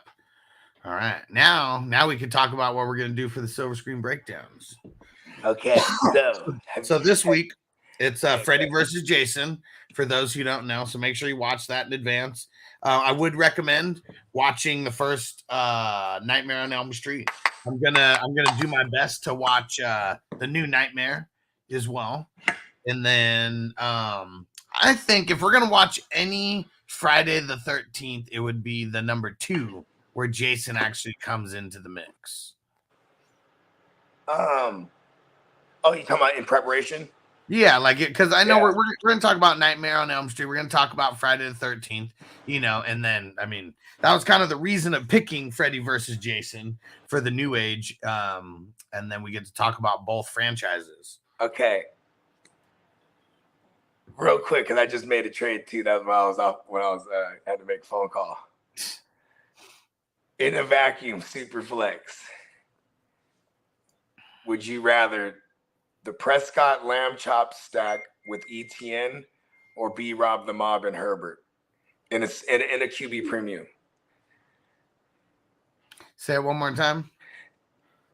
I sent the Prescott lamb chop stack along with Travis Etienne, and I brought back B Rob the Mob and Herbert. I mean, super flex. I'm sure Herbert's the best. Out of all that, but that's a lot. Yeah. We'll see how it works out. And I have what the East Side in the East Side League or what? No, this is in the TFL, and I just traded for Lamb last week. So just what I mean? It's on the move. Jack said trying to get Ridley. Have a handful of wide receiver 2s looking to buy low on Ridley. I have Tank Dell, Dubs, Atwell, Addison. I mean, you have to see what that person needs. I mean, that's what this is going to come down to, because I don't think anyone's super high on Ridley, but anyone who's buying him is going to try to buy him for bargain basement prices. But whoever has Ridley, they may not be wanting to sell him for a bargain basement price. I mean, he's coming off of a touchdown game too. Mm-hmm. A lot of people, they weigh a lot of stock into that. You know what I mean? Yeah. And let's see, it's Doink says Addison and Dell if it's a shallow league. I can't remember what question it was in addition it's to like, that. I would put Addison and Dell and try to get me Cal Ridley. Yeah. That was his question. Which WR, which 2s to pair up to try to bring back a potential 1 in Ridley. Yeah. And let's see. And but for the Addison and Dell, I think for this week, I'm probably take the big play of Addison. Dion said Fields or Love, got Walker and Rashad on a bye. Love. Yep. I did say it's funny because I'm going back and forth on this because someone asked us this earlier. I'll play Dobbs. I'll play Dobbs. What's his name? Love. Fucking Love. Big BS. That reminds me of Scream, the movie, when he asked who's the villain in Friday the 13th. Yeah, who's the killer? Yeah. And see, because it's crazy because a total trick question. Because in Friday the 13th, the whole franchise, we know who the killer is, but just number 1 specifically. One thing that I've kind of noticed about a lot of the old horror movies, it really was a mystery of the entire thing, because you didn't the trailers or whatever, I know they gave a little bit of info, but that's the only backstory you have on the movie back then, right? Is the trailer. You go into these stories not even knowing anything. And then you find out in the end, it's these counselors that fucking let this kid drown because they were fucking. And that kid was her son, Jason Voorhees. And then it's fucking awesome. They decapitate the fuck out of her. And when they take her dome piece off, it's funny because I always thought it was really accurate as a kid. Because I've seen I'm Filipino. I done seen motherfuckers that chop the chicken heads off, let them run around and shit. Because the nerves go crazy in the body when you remove the the head of the body, right? So when they chop her head off, she's like going to the ground headless, but she's like the fingers are going crazy and shit. Yeah, I thought that was like legit. Yeah, and even with Nightmare on Elm Street, I mean, like you have no context of what the hell is like going on, just going in like they, in Freddy versus Jason. I mean, just that specifically. Well, because the lore is already built. Like, think about this: Friday the 13th, Part 1, you kill the killer. Then Part 2 comes around. Now you're getting supernatural with it. You know what I mean? Well, you say the lore is already built, but the lore. Yeah. Well, by the time we get to Freddy versus Jason. That's what I'm saying. But in Freddy versus Jason, they explained the entire backstory before. Yeah, because Freddy versus Jason was also designed for people that are like familiar with the franchises, but don't have any clue. Or say you're on one side of the franchise. Oh, I like Jason, or I like Freddy, and then you get the backstory. Like they. That's why I think that movie's so well done, because they put it in nice little bow and tie it up. You know what I mean? Yeah. And Freddie said, would you trade A-Chain and Ford for St. Brown? That's Freddie? Yeah, I think so. And Freddie, did you not hear us answer you? Or did you put this in maybe right when we answered? I would do it. Yeah, I would do it for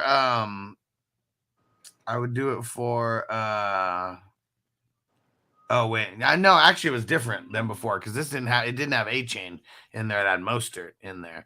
Mostert. So it's A-Chain and Ford for St. Brown, or Mostert and Ford for Waddle. I'd go Mostert and Ford for Waddle. Yeah. Keep A-Chain. And okay. Elias said, didn't hear you guys. We said the only reason I'm asking is because he got Kelsey and Mahomes also. I mean, it worked out pretty good for you last week, right? Yeah. It's Donks. I was talking about trading those two for Ridley if it's an 8 to 10 man league. Oh, okay. Yeah. That's what I was saying. I answered this question of I would pair up, the Tank Dell and I forget the other. I don't want to give up Romeo Dobbs though. I want to try to see if I can hold on to Dobbs there. But if I could pair up Tank Dell with something else and bring back Ridley, it shouldn't be that hard. And Fernando said, who would you guys start? Addison, Michael Thomas, or Dubs? Also got Cup. Thinking about sitting him even if he plays. It would be Dubs. Fernando. All right. Got to the end of the questions. There we go. I wonder if all his life he got annoyed with people who start singing that song to him. Oh, Braves fan. He said, should I start Hunter Henry this week against the Saints? I don't want. I mean, who else would you be starting? But in a vacuum, I'm just gonna say no. Don't start him. Yeah, but I mean, for a tight end, compared to the rest of the world, yeah, I'd probably start him. Yeah, it just depends on who else you got. Okay. All right. So we know we're doing Freddy versus Jason this week. So now next week we're gonna do the audition. But Nelson, he's not going to be here. He's going to be out of town. He's going to Canada. Nice. So he's not going to be. Is that the Canadian? Is that around the same time as Canadian Thanksgiving? I have no idea. He's not going for that. He had a death in the family, so that's. Oh man, condolences. Now I'm gonna reach out to him, shoot him some thoughts and prayers. Yeah. So he said he should still be able to come on this week with us. Last week it was just scheduling with some meeting or something that he said got scheduled, and just totally threw off his whole Friday. And so we're gonna change up the movie. Instead of doing the audition, we're gonna do. So what do you think, Bogey? I mean, I do like the idea of what you said of going down a Chucky realm as well somehow.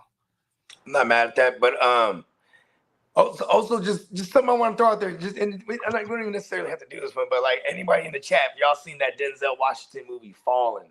It's not quite a horror movie, but it is terrifying. Like it's a suspense thriller, but it's more terrifying than the subject matter. Like, cause it's like some demonic shit. But like, yeah, like if anyone's seen Fallen, it's like it's a low key classic to me. You know what I mean? People don't really know about this one. Yeah, so we're trying to choose what we're gonna do for our second out of 4 weeks that we're doing. So we got Freddy vs. Jason, we got House of a Thousand Corpses, and then we're gonna be doing the Scream trilogy 1, 2, and 3. We're gonna be breaking those down the Friday before Halloween. So we're trying to come up with the movie that we're gonna do for next Friday. Yeah, Fallen goes crazy, bro. Yeah, one of the first ones that I was thinking about when I was thinking about potentially replacing was The Faculty with Robert Rodriguez. I mean, it's all right. I think I like it only because of who directed it. Well, you don't like it because Usher's I hate Usher. like 2 seconds of the movie. So I mean that's why you ruined the whole movie. And I hadn't seen it. I mean, you know, some aliens, there's some fucking teachers. Apparently, I'm pretty sure it's some attempt of a takeover. Right? Bong. Tino said, watch Hereditary. What the hell is that? Never heard of it. Is that the... no, never mind. And Big BS, Howell, Dobbs, T-Law. Howell has the best matchup out of everybody. Oh, Man, Chicago Bear now all of a sudden have pass rush.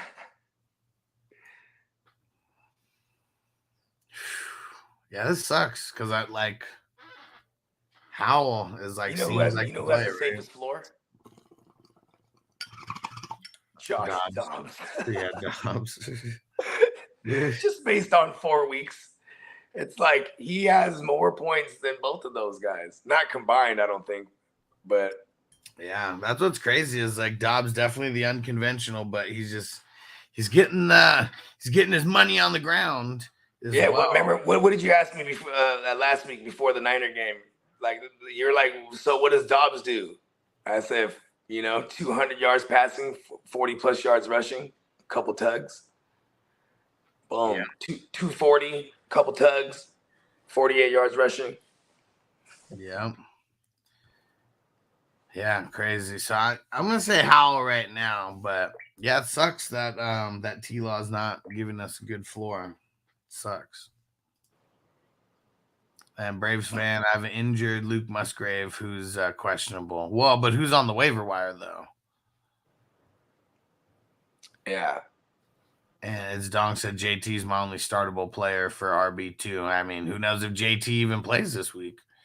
Said suggested a couple trades you don't like. He said my only startable player. That's funny because like, what do you guys read? Like when it's funny. Like people play like telephone, I think, or like people are like me. They want the ultimate confirmation bias. So it's so much so that like they read between the lines. Like they opened up the 21-day period to take him off the pup. Like yeah, he's playing this week.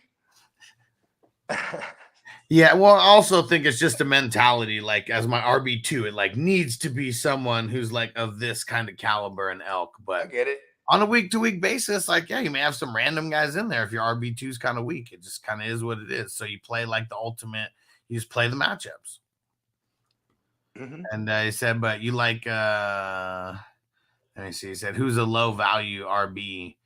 You like this week, tried for Brees, but is a no-go. So you're just going about it all wrong. Like that's what it is. Like you have to go find someone who is in need of a trade and then who has an extra RB. Like, I mean, we could say anybody right now, but if those other pieces aren't aligning, it doesn't matter. Like that's what you have to go scout. And that's really why you need to be joining up at oneononeffadvice.com so we can help you do this. There's multiple chats that you'll be able to get into, and you can be asking trades throughout the day, get multiple opinions, throw in screenshots of other teams, all that kind of stuff. Join the community. Let's see. Who's next? Bakes. Would you trade Puka and Jameson for Olave and Dubs? Puka and Jameson with Olave. I don't think so. I would just try to trade Jameson Williams for Dubs straight up. Leave Puka. Yeah, maybe I'll dress up Jameson Williams with something else and just go after Dubs. Yeah. I'm not moving Puka like that right now. I would try to trade for Puka for real, for someone that's like panicking on Puka. Yeah. Like this. Lightweight. So Tino said watch Hereditary, and then Candlestick. What up, Candlestick? He said Hereditary is dope, but the ending is whack though. You know, I value Candlestick's opinion very highly, as well as my birthday twin. And you know what's funny is like so many people that have opinion that I value. That when I'll be like, yeah, they'd be like, oh, I heard I should get into Game of Thrones. Like, nah, bro. They're like, oh, okay. Just because they said the ending was whack. They're like, nah, man, so disappointing. Oh, and it's Donk said I literally have 2 on buy. Well, yeah, but JT, like the thing that you it have doesn't to make JT a starter. hear us loud and clear. JT is not for sure playing. That's what we're trying to say. Nothing else matters besides that. JT might not even play, so you need to be making moves to like grab someone off your waiver wire. Somebody let the Colts know that our man Donk has 2 of his running backs on the bye, and we need JT, bro. Yeah. I'm just saying. I mean, he said it though, like that, like it matters. He's like, listen, I told you guys, I got 2 of my running backs on the bye. JT, the Colts is gonna play. All right, JT has to play. I can dig it. Make the phone call. Make the phone call. Adam said, "What's up, homies? 420 all day." There we go. Hold on. Roll something. Hey. Goddamn right. Weed every day. He said, "Flex 1, Dubs or Thielen?" Dubs. Yeah, it's gonna be Dubs, but I really like Thielen. Like he's just a double. Like Young is not going through his progressions. He loves Thielen and he loves Mingo, and that's it. And like, if you got one of those 2 guys on your squad, like I feel like they're gonna do solid every single week. Solid floor. He like it, Domingo. He loves Mingo. He loves Mingo so much that when Marshall took Mingo's place for this last, for his last game, he even threw Marshall a bone or 2. He doesn't have the targets like Mingo would get when he's in there playing, but even Marshall came to life when Mingo was out for a game. He said, wear this jersey. Put this helmet on. Nick said, start Howell over Burrow. Yeah, I'm going to do that. Good thing you reminded me. I actually have to do that in the 14. I'm fucking doing it, man. And look, this is so funny. Heard from Ray G this morning that heard from a source close to Terry saying that they're going to throw the ball a lot in this game. All you got to do is listen to us, Bakes. We've been telling you for weeks. You start your wide receivers versus the Bears because that is the weakest matchup for them. I like Ray. I like Ray GQ. What I like about him is because he's like real smooth with things he says, right? Real smooth. I don't identify with a lot of his ideologies, but like I go to him in the offseason because I like his analysis. Like he basically takes the popular crop of running backs and QBs and receivers that we should look out for coming because he does Devy content, right? It's just called Destination Devy. Okay. So during in season, I don't even fuck with this shit at all. So I'm like, what is? I don't know. Like how is his content in season? And, good morning, good people. Super it's your Saiyan. boy Ray G. Super Saiyan, he said Patreon is a cool, super cool addition to the fantasy arsenal. He said it's all organized and constantly updated. Let's fucking go. Hell yeah. Super Saiyan's one of those guys who's on Patreon and in the chats, uploaded a couple pictures, asked a trade question, got some start sit questions, answered while we weren't on live. That's one of the coolest things about it. It is a new addition. And he said, recommend everybody try it. And that's 420crew.org or 1on1ffadvice.com. It all gets you to the same spot. Hell yeah. And what up, Clock? He said, how's my QB stream of the week? I mean, yeah. I mean, we got Chicago. We got to stream every QB and wide receiver against Chicago. This 4 weeks in, we're able to diagnose a matchup and what they are, at least as it stands, in my opinion. So Chicago, start everyone against them. The Broncos, they produce QB ones and running back ones and shit like that. The Jets, for some odd reason, giving a booty to the tight ends and the motherfucking running backs. I mean, it's not for some reason. It's like their best players are like their cornerbacks, so it just kind of makes sense. But like the running thing, maybe it's just because they rush all the time. Yeah.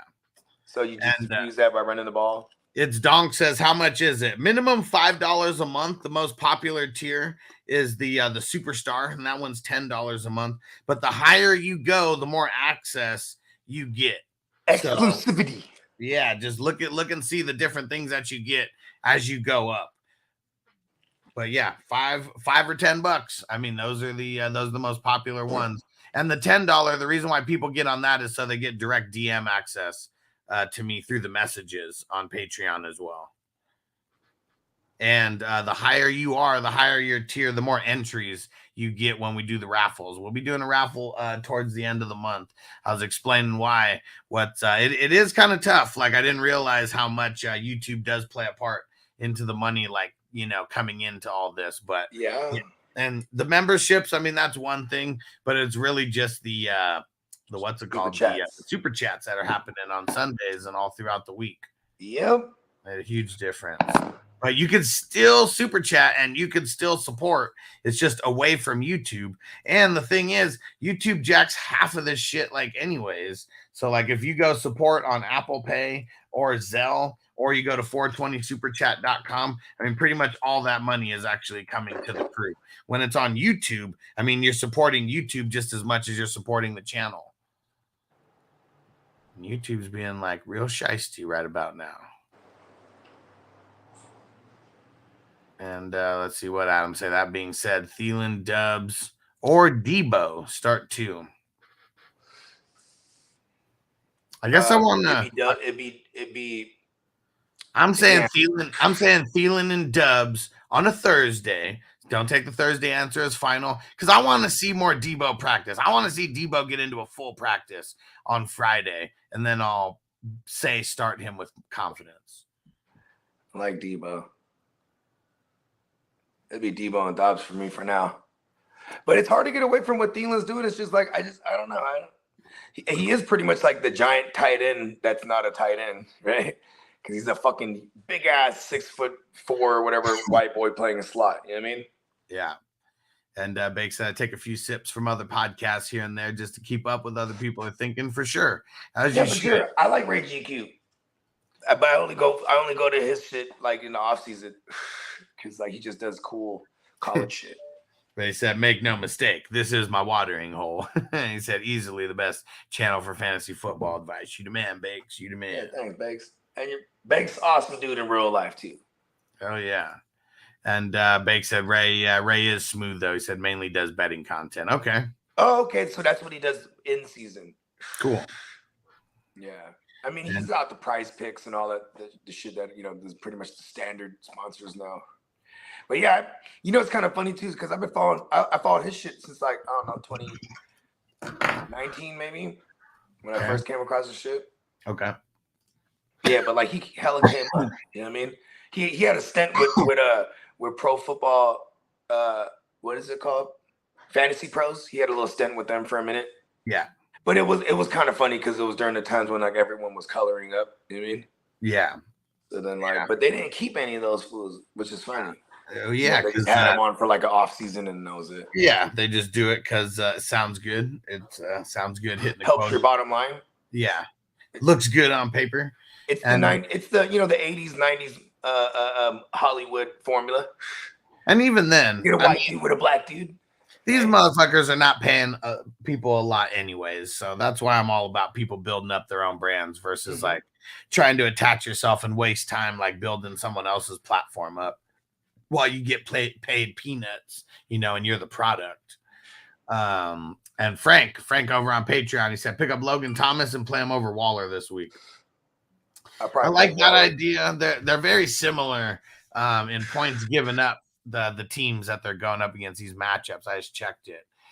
So Dolphins, they're giving up. Let me see. What is that? 1, 2, 3, 4, 5, 6, 7, 8, 9. They're giving up the 9th most points to tight ends, and the Bears are giving up the 12th most points to tight ends. Yeah, and like I'm leaning Waller because he's the focal point of the passing game, in my opinion. He's like, at least he's always going to be top 2 in targets. Yeah. But because of that, he gets like, they try to take him out of the game. Then there's Logan Thomas. You're looking for the touchdown for real, and like there's so many mouths to feed that like it becomes difficult. And on a Thursday, I don't know if I should want to do that. All right. Let's see. And Gary said, should I shoot my load and trade away Allen and Diggs and get CMC in an Empire league? I mean, I got T-Law. No, don't do it. I'd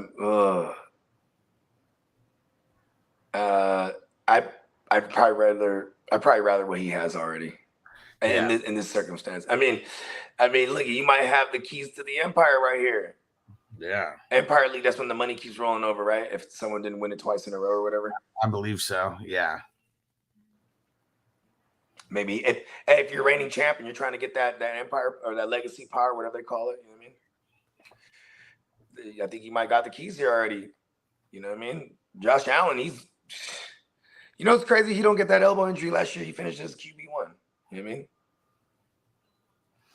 Potentially. I mean, he was only like 20 some odd points below Patrick Mahomes. Fantasy wise. All right. Let's see. We got Andrew said, I pulled the trigger, traded Richardson for Amari Cooper. I have Allen and Fields. Nice. Okay. I probably would have aimed higher than Cooper, but I mean, I like it. It's single QB, so yeah. Because if it was super flex, that's when you really flex it. You know what I mean? That you have leverage here. I'm giving you a QB. You know what I mean? Yeah, not much leverage. I mean, shit. I mean, my advice, I can't remember exactly what you said, but my advice was try to take Richardson and just get some kind of piece that could be a potential starter, potential flex on a week-to-week basis. Yeah, single QB. So it's like, what are you doing with 3 QBs at the end of the day, right? Yeah. Just kind of playing keep away. Yeah, I mean, it was going to get to the point where he would have had to like drop one, you know, or something, right? Or end up dropping something else that someone else could. Yeah, so it's a good move in the vacuum. Ooh, he said Buffet Boy said it's the first to 3 championships. Okay. Ooh, and yes, that's tough. You know why I like Gary? Because he doesn't get all offended when you send him a trade offer, like other people. Can you believe this guy? Like the nerve of him, like. And the amount of money this league is to just send trades. Dang, this is crazy. So for the Cowboys, Smith and Martin, this is according to McCarthy, will start with the rehab group today and hopefully get some limited work during practice. That doesn't sound all that promising. They're probably going to roll those guys out, bro. I mean, them practicing with the rehab group doesn't sound like they're like super ready to come back right now. At least today on a Thursday. Carl said, cut one. I got Bijan and Brian Robinson, Saquon, and Jacobs. Why do you have to cut one? Saquon. I want context as to why before why are we doing this? But I just answer the question and move on. Fuck it. And Gary said I got screwed last. It's probably like a 16 league. I said I got screwed in the Bengals-Bills game was called, and we didn't get to finish our matchup. But they gave him the title, but we split the pot. Yeah, I mean, that's kind of what a lot of people were doing, right? Like splitting the money. But yeah, I mean, whoever won was whoever won, and that's who was the official champion. Man, that happened to me in the East Side League. That's Steamboat. That's my man Steamboat's league, and shout out to guy Tino. He's the East Side League alumni as well. But yeah, I lost the title game last year, fucking because of that shit. And this guy went 3 in a row because of it, and I was poised. I had fucking. I mean, he had me like by 23 points, but I had everybody, bro. Gabe Davis, Higgins, Burrow, fucking Chase McLaughlin, the goddamn kicker. I have Logan Wilson, It was insane. Man, crazy. Yeah. Super crazy. Like I was about to walk that thing down, or I'm not. Who knows? So the split, and it took like a month after the fact because there was still like it was a debate. Like, oh well, they should wait and then watch them play in the playoffs. And I was like, I'm with that. And then he was like, no. He was like all against that, right? Yeah, of course. Yeah, and I'm like, you know me, because I'm just like, I'm like, there was even a time period where they might play the game again. Remember that? Yeah. They're not playing the game again. Skino, he said, Kittle's been hurting me thinking about starting Jonnu. Is he worth a start? I mean, Texans, let's see. Have the Texans been giving up to the It's like playing another Niner defense right there. Yeah, Texans are kind of middle of the road. They shut down Mark Andrews in week 1. Freiermuth, I mean, he didn't even really play like against. They killed him actually. Yeah. And but Grayson and whatever other tight ends, and then Evan Ingram, I mean, they gave up booty those games. I'm not mad at a Jonnu. If you're really just not wanting to start Kittle, I mean, I don't know. I'd probably just start I'm gonna play Kittle in the bright lights against Dallas in a playoff atmosphere. A lot of things, Matt. This game counts for the long run. Yeah, I'm doing that. And Bake said, just to be sure here, start Howell over Burrow. I hate playing Thursday night players. I'm going to do it. I'm doing it with you, bro. Yeah, because it's just been real shitty. I mean, what are we going to do here? I mean, the one thing that you do that matchup-wise, Cardinals are giving up the 6th most points to quarterbacks. The only one who didn't put up a top 12 performance versus the Cardinals is Dak. Yeah. And Niner MMA said, nice interview with the Fantasy Joker Hustler. I checked it out last night. Nice. Yeah, let me get the link.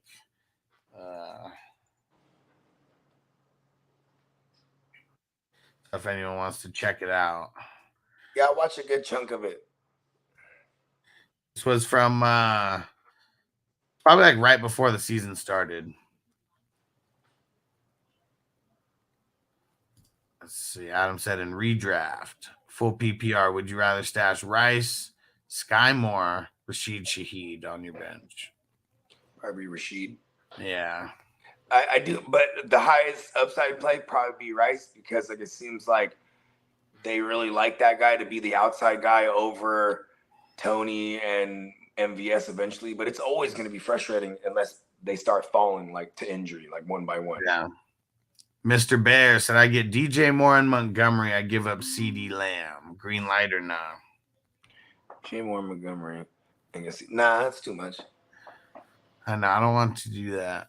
And then to throw him in your lineup against kind of a bad matchup. I think CD goes for like 7 receptions though. Like, well, no. He'd give up CD.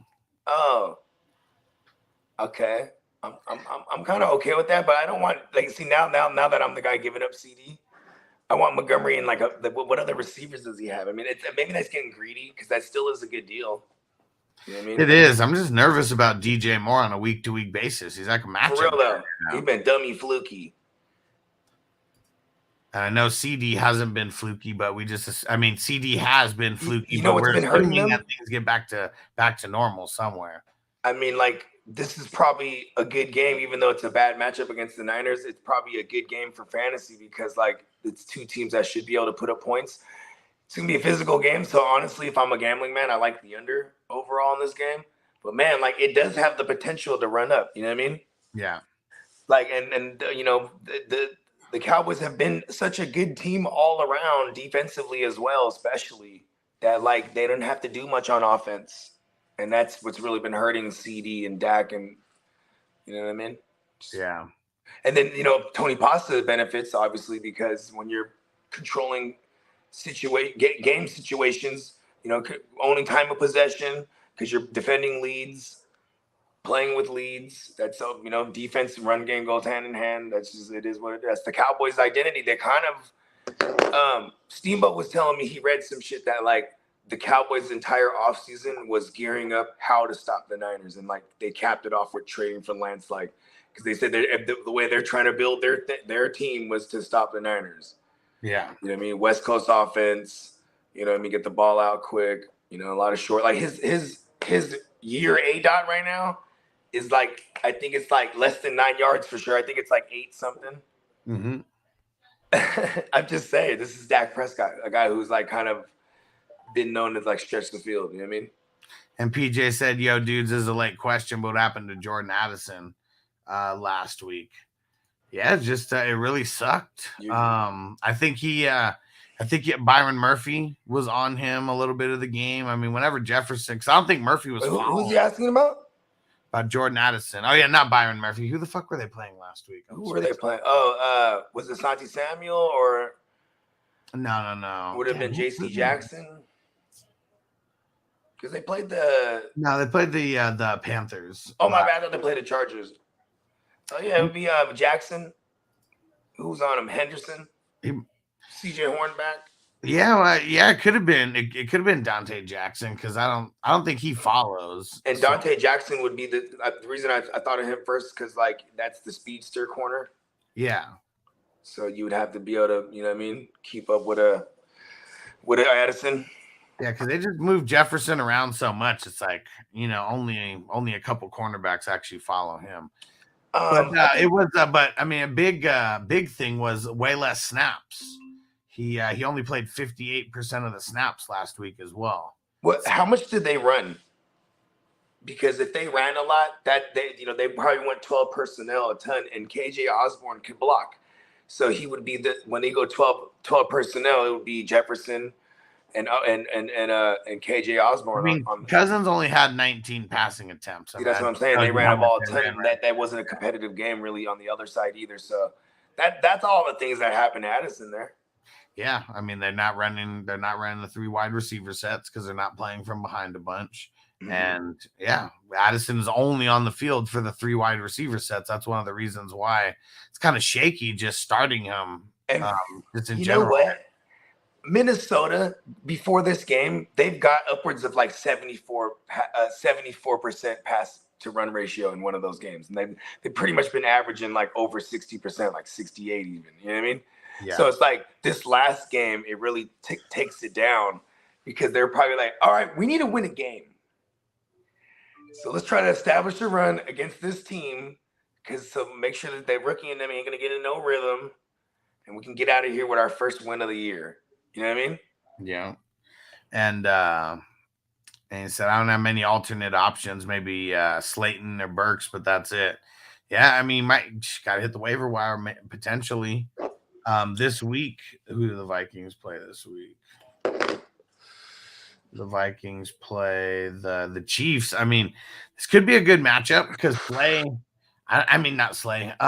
Snead. I wonder if he's legit going to follow Justin Jefferson. Is he going to take on there's not too many corners that follow Justin Jefferson for 100% of his routes. I haven't really looked into the Snead thing outside of that game against the Jags where he straight up shadowed him 100% of the game. And I've never seen Snead do that. I fell asleep during the Jets game, and then that half, the Jets-Chiefs game. So I wonder how that fared, him being the guy who's probably relegated to and then what about Trent McDuffie? You know what I mean? I don't know how he's been faring. Because what's crazy is Snead has always been the opposite. McDuffie he's getting hella tackles right now. Yeah, McDuffie? Yeah. Yeah, because you know why? Now he's the secondary option. Before it used to be Charvarius Ward and then Snead. Yeah. Right? Because even last year, they brought in McDuffie as a rookie, right? And Snead was the first year being the one.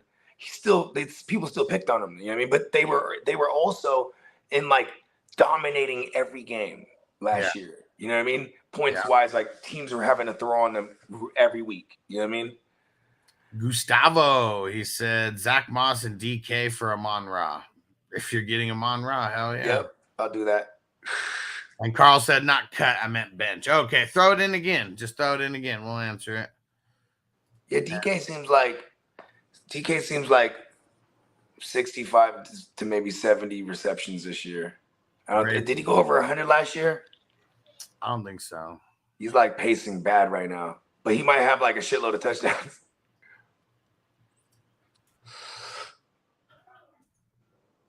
You know what's crazy is I think when people stop to realize like how much is a lot of touchdowns, right? Like if you're a receiver and you have like 6 to 8, that's a lot, you know? And yeah, he had 90 receptions last year. He got close. Okay, so he got close, and I think that was definitely what, a career high, or did he ever go over 100 before? Let me see. I know the yardage was crazy. Yeah, that was a career high. Okay, yeah, but the yardage was crazy. Like, was it 2020 or 2019 or whatever? 2020. Yeah, Yeah, that was the yeah. third. Let Russ cook. Remember that? Yeah, hasn't really been to that level since. And Braves fan, I just added Jonnu Smith. Should I start him over Hunter Henry? I would. It's gonna be ugly, but we're doing it. I'm okay with Hunter Henry against the 7th worst defense against the tight end again in Miami. No, Hunter Henry's got the same. Oh, my bad. I don't know why I was thinking they're playing Miami. We were talking about I'm with you. We were talking about Waller earlier. That's why. Oh yeah, Johnny. And Kittle always does well versus the Cowgirls. Yeah, right. Because I mean, it's just like gashing. He's got to protect his man, the Brock, too. You know what I'm saying? Because we're gonna need. It's gonna be a thing. Like if early on, we'll know how devastating Micah Parsons them is gonna be.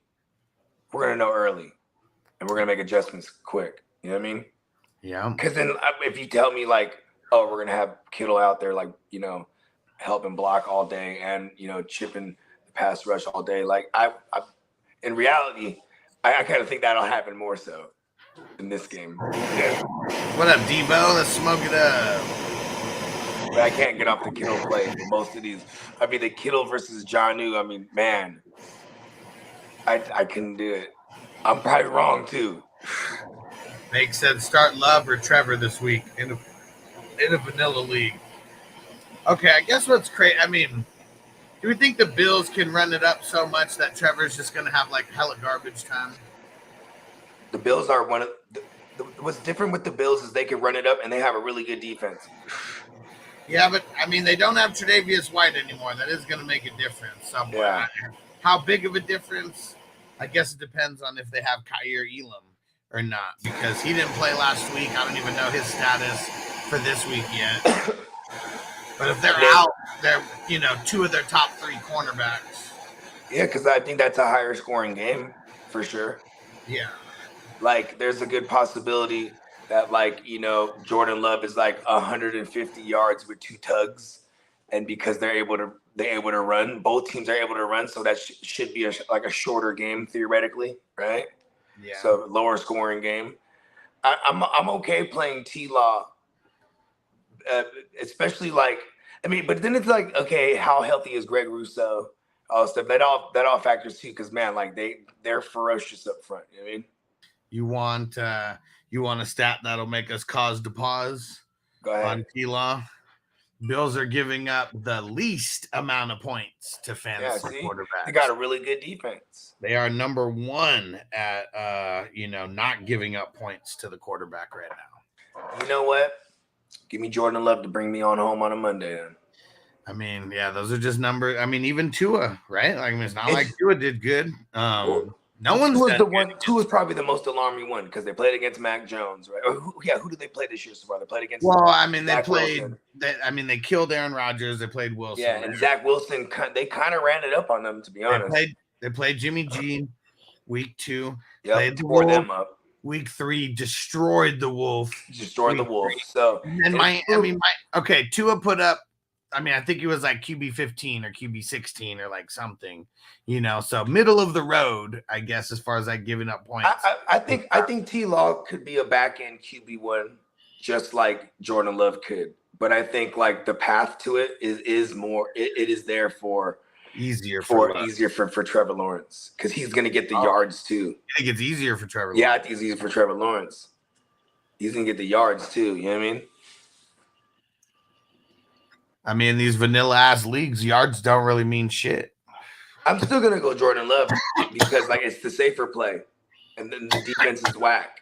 But look at the game script that I immediately see is like it's Jacobs running all the fuck over them. And what you need is the Raiders to actually get in the driver's seat and stay in the driver's seat with a lead. And you got Jordan Love and them abandoning the run like we saw. But that's got to be like a 2-possession lead because remember that happened right out the gate against the Lions. They just went throwing that thing. They were like, screw the run. And you had a hurt Aaron Jones.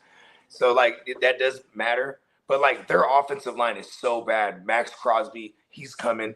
Like, again, you know what? I'm talking myself into more Jordan Love. Raiders are giving up the 7th most points to quarterbacks right now. Give me J Love. Yeah. Pause. Yeah. Yeah, because Trevor Lawrence right now, he's turned into a matchup QB. That's what he is. So we got to play the matchups. And Clock, he said, they should have left Lance on the 49ers if they wanted to stop the 49ers. Man. What if I hate Lance. And he hates us now, and he's over there. He's like, yeah, this is what they like to do. And Gustavo said, he turned into a rata. That's what he did, huh? Gustavo, yeah, for sure. Yeah, he's what's it called? Not the secret agent, but what is it? Oh, he's a double agent now. And Gustavo double cross. Gustavo said, going up against JJ and AJ Brown. Should I be worried this week? This is why I don't look at matchups before the week because, like, I play in a shitload of leagues, so I just don't have time to go look at every single matchup. But yeah, you should be worried going up against JJ and AJ Brown. Doesn't mean that you should do anything different with your lineup than you already planned on doing, though. I always like make a case. So it's like, okay, JJ, I already have to be comfortable. Just it's not in my control. He's gonna put up like 30. You know what I mean? Yeah. Because the game script should be there, but you know what I mean? They should shoot it out here, right? I mean, This is Mahomes versus Cuzzo. Like this is gonna shoot out. They have two like defenses that will allow this to happen. Yeah. Yeah. And then AJ Brown, it's like who they playing? They're playing, So and sneaky good has been the Rams corners. Yeah. I mean, they limited DK week 1, limited Ayuk week 2, week 3. I guess they didn't really limit Chase, but definitely limited Higgins. And I don't know if that's more necessarily the corners there or if it's bad Burrow play because that was happening. And then they pretty much blanketed or shut out Michael Pittman last week. So there you have hope there. But AJ Brown, I feel like he's just warming up here. He finally started showing up, like, because he's been showing up all year. But he has 2 touchdowns on the year that had some either a flag or he was stepping out or some bullshit or they didn't call it. There's something, like he's supposed to be having a bigger year already, so it's coming. He's making up for lost time. Let's see, Jay Phil, what up, homie? He said B-Rob, Mixon, ETN, Waddle, Puka, Waddle. Put Waddle in there twice. Watson, Judy, start 2 RBs, 2 wide receivers, and a flex. All right, 2 RBs out of B-Rob. I'm assuming Brian Robinson, Mixon, ETN. I'm starting B-Rob, and I'm starting Mixon.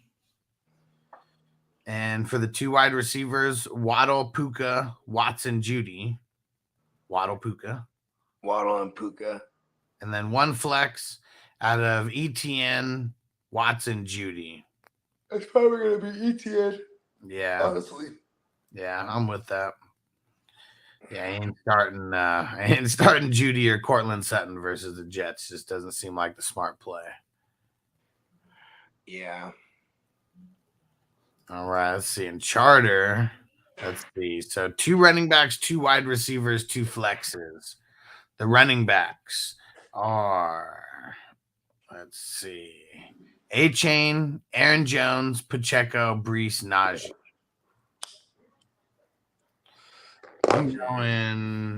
I'm going A-Chain and Pacheco. Yep. And then 2 wide receivers. Nico, Ayuk, Amon. Monra. I'm going to Monra and Ayuk. Yep. It's a tough sit to sit Nico Collins, but he is playing AJ Terrell. It's good. I think that's just a lower scoring game altogether. And we still got 2 flexes here to go. So 2 out of these guys, out of Aaron Jones, Brees, Najee, Nico. Damn, bro. It's Brees or Nico for me. No, 2. Brees and Nico. I'm going Aaron Jones and Brees. This could change. I'm really worried about the Nico AJ Terrell. Just worry about Aaron Jones, period. Like it's almost like he needs to just be like in the like I know he was hurt last week and he was killing it week 1, but that was Chicago and he hasn't really shown me nothing since then. I mean, he obviously got hurt against Atlanta, and I guess he was he on the way to a big game against Atlanta? Because the Raiders, I mean, he should. What are we talking? Last week or when? Aaron Jones, because he got hurt week 2 against Atlanta, but was he on the way to a big game? No, he didn't play week 2. Okay, so he got hurt in that Chicago game. Yeah, oh, that's right. He got hurt very end of a the touchdown, game. A big one. Yeah.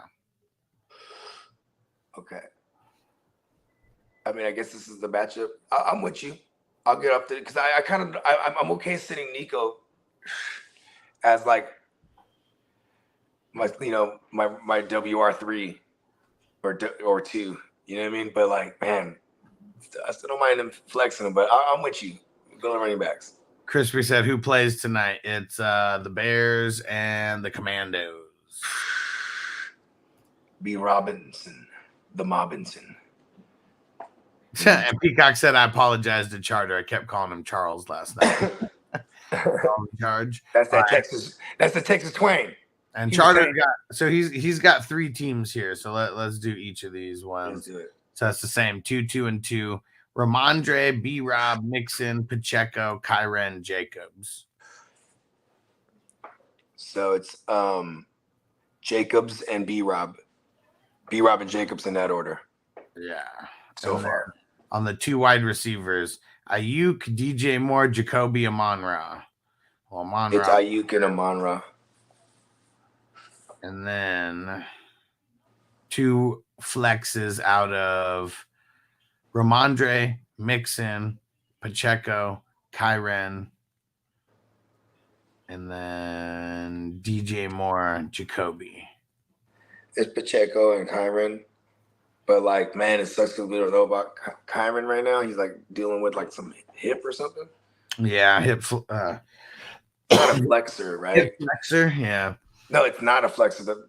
It's just like they just say hip. It's something with the hip. Bruised hip or like some shit. Yeah, I think it's a bruised hip. There you go. Yeah. All right. Let's see. Hip contusion. And let's see. His team 3. 2 running backs, 2 wide receivers. It's hard to get off that DJ Moore play tonight, to be honest with you. Yeah. But like their corners are good. They're just you know what I mean? Mm-hmm. The corners are good for Washington. Like even Kendall Fuller, like he's gonna be if DJ Moore goes in the slot or when he goes into the slot, you know what I mean? Because then outside he might take advantage of that rookie, but the rookie is coming on, you know what I mean? And this is 2, 2, and 1 for Charter, only 1 flex. Okay. B. Rob, Pacheco, James Cook, Kyren. B. Rob and Pacheco. Yeah.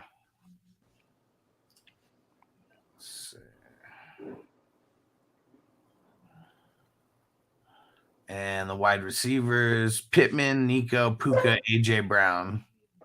AJ and Puka. Yep.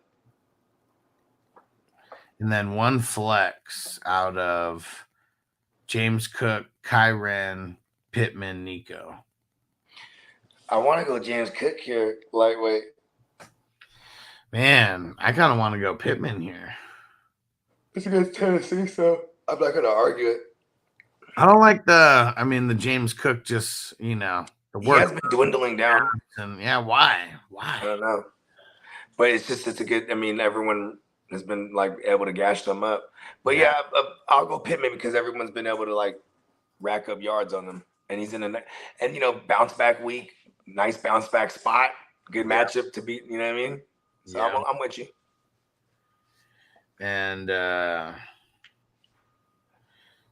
let's see. And then Carl. So it was Jacobs, Bijan, Barkley, Brian Robinson. So what was it? I remember you said sit. Was it sit one? Damn, it's gonna be. You know what's crazy is that I still feel dirty every time we don't play Nico Collins. He's just been on fire. Well, I mean, it's been every other game. This is like an extinguisher of a matchup. It's been every other game though, right? And the thing is too is like Atlanta doesn't run it up at all either on offense. So you know what I mean? Yeah. See, I mean, over the last 3 weeks, it's been, hit, miss, hit. Is this the week that he misses again? But I mean, yeah, he was on fire last week. Yeah. If I gotta sit one at a Jacobs, Bijan, Barkley, Brian Robinson, I'm saying Barkley for now because there's no guarantee that he plays. Savage Jeremy, what up, bro? What up? Jay Phil said just subbed on Twitch. Really? I didn't see a sub that came in. Maybe refresh that thing. No, it's all live because I got the people like the new followers and stuff came over, or maybe that was it. Maybe just followed on Twitch. Subbing up is as when you become a official member over there. Nice. And Kelly, Fields or Wilson this week? Fields. Yep. Roberto, would you trade Kirk for Damian Pierce? I needed running back, yeah. But I mean, he should be able to get very useful. Yeah, he should be able to get more for Kirk or PPR. He's PPR gold right now. Yeah, that's why I just want to hold. Freddie, who do you value more out of Devonta Smith or Waddle? I feel like Waddle a little bit. Very close though. Yeah, Waddle. It's crazy because it's like Waddle is one of those guys we should be buying right now for as low as possible, at least. You know what I mean? Oh, there it goes. Now I see it. J Phil resubbed with Prime. There we go. Yeah, shout out to J Phil. Get him some entries. Let's do a dab for J Phil resubbing up. And don't forget, guys, you can subscribe for free on Twitch with Amazon Prime. And let me throw the link in for Twitch. Yeah, really appreciate you guys going and subbing up over there and use that Amazon Prime subscription if you got it to get a free sub, because then the show still gets paid. Savage Jeremy said 1 wide receiver, 1 flex. Nico, Ayuk, JT, Mixon. Feel like it's Mixon and Ayuk for me. Yep. I like. He said, "Oh, never mind. I thought Puka was in it for some reason." They said we need that drop for Lance. We don't. The secret agent, man. Lance is not good enough for a drop. You know what Lance's drop is? I'll tell you what Lance. Yeah, hit that. Back that thing up. Oh, I thought you were gonna back the dump truck up. Oh, man, this could be. Lance has not warranted any kind of drop other than something like that. That Bake said, now I want to watch Ace Ventura. What'd you think about Ace Ventura When Nature Calls? And there's a lot of people who really don't like it. I'm a fan of it. See, for me, because you don't like sequels. The one, bro. You the second one like sequels. That's why I'm asking. Yeah, the second one's cool to me. Like, you know what I'm saying? That whole scene with Tommy Davidson, like I can't even think about it right now because it's just gonna have my stomach hurting because I'll be laughing, man. That shit's funny. That shit is fucking hilarious. Like I remember being a kid watch that over and over. I'll watch that part over and over again. Don't just stand there. Throw me a spear.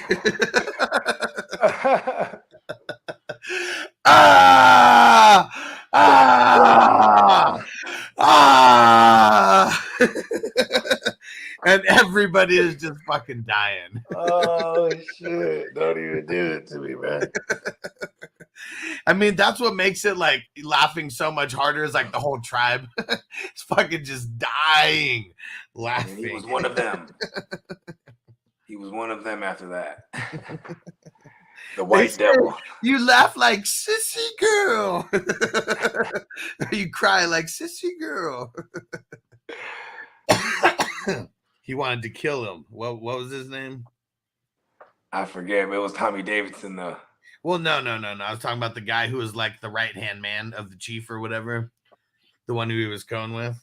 Man, the one I who was can't. translating. I can't even remember, bro. Yeah, come on, throw it in the chat. Who remembers? An Ace Ventura Pet Detective, who was the right-hand man, who was Pet like Detective. No, this one's When Nature Calls, right? When Nature Calls. When Nature Calls. Yeah. My bad. Pet Detective's that one, bruh. Because just that first opening scene is so funny when it's like the UPS guy just fucking up that package box. when he gets in the elevator, bro, he's fucking that shit up, bro. Oh, sorry. Then he gets in that motherfucker right when he gets in the hallway. Boom, he's playing soccer with it. And then when he holds it up, it says fragile. He's such a savage. He was like, well, reward would be nice. You know, my car was totaled. My windshield was bashed in. High performance. And she blew him down. Maybe I could take your pants off instead. Gee, let me think. Okay. Pet Detective gets it in, bro. Yeah, he was all about that. I mean, he had to ride with his head out the window for the entire movie, but it don't matter. Even tripping. You know what I mean? Throw the stunners on. I remember as a kid, I even watched that. I used to watch the cartoon too, just because that shit was just funny. Loved Ace Ventura, bro. Oh yeah. And then the second one was alright. But that one, you know what I mean? He was just grubbing down on that bad shit, huh?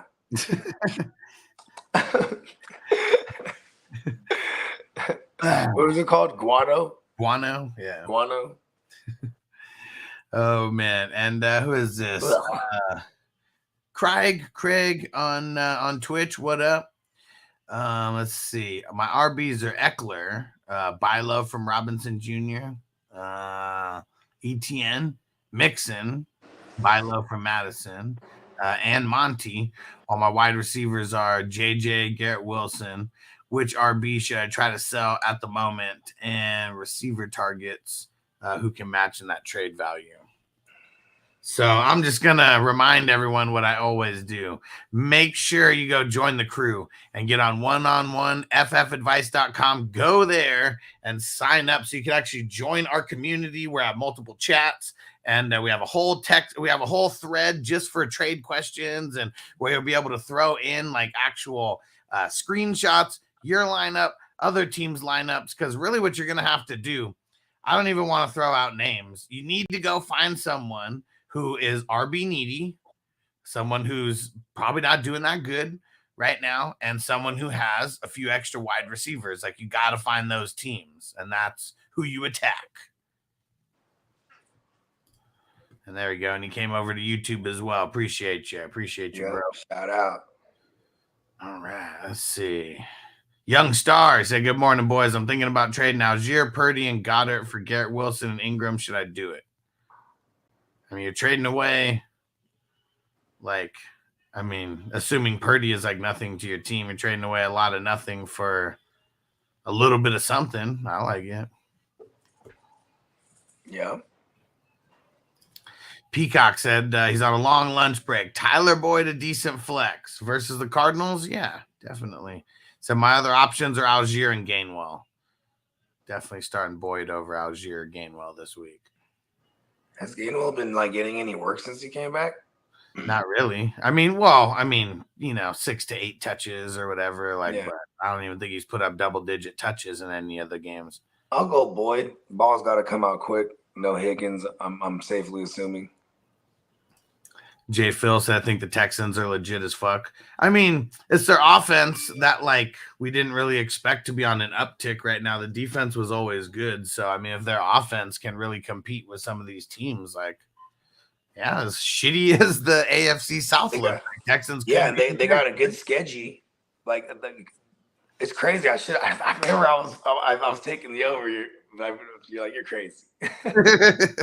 When we went through the schedule, you remember that? I was like, oh Yeah. shit, I'll give it to him. I'll give him the over. What were they giving us? 5.5? 4.5. They were giving us 4.5 in the beginning of the year. Because I put in the bet on the under.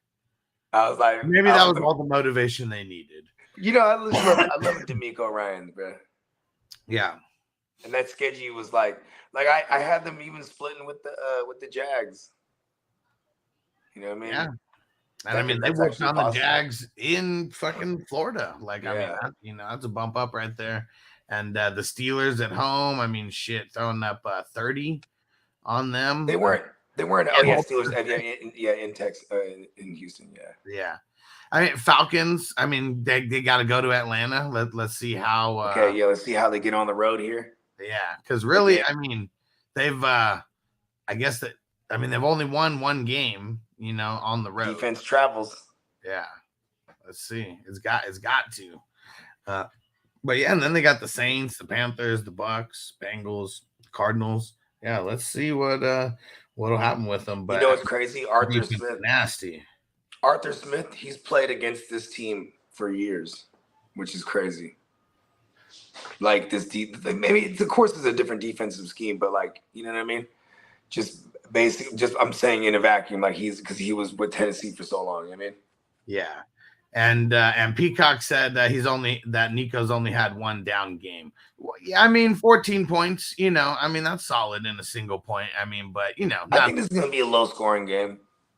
I said Atlanta's one of the better defenses in the game too right now. Yeah. And really for me, I mean, boom game, I feel like even in a 1.0 PPR, it's got to be above 20. That's just what I'll call a boom game. Atlanta he did only have one. He did only have one bus game though, so you're right about that. Bus game, any game below 10 for me, I'll call it a bust. And Bake said you can sub on mobile now. I thought that was the issue before. I made the phone call. Go check it out. I'm pretty sure that you can. Go check it out on Twitch. You should be able to.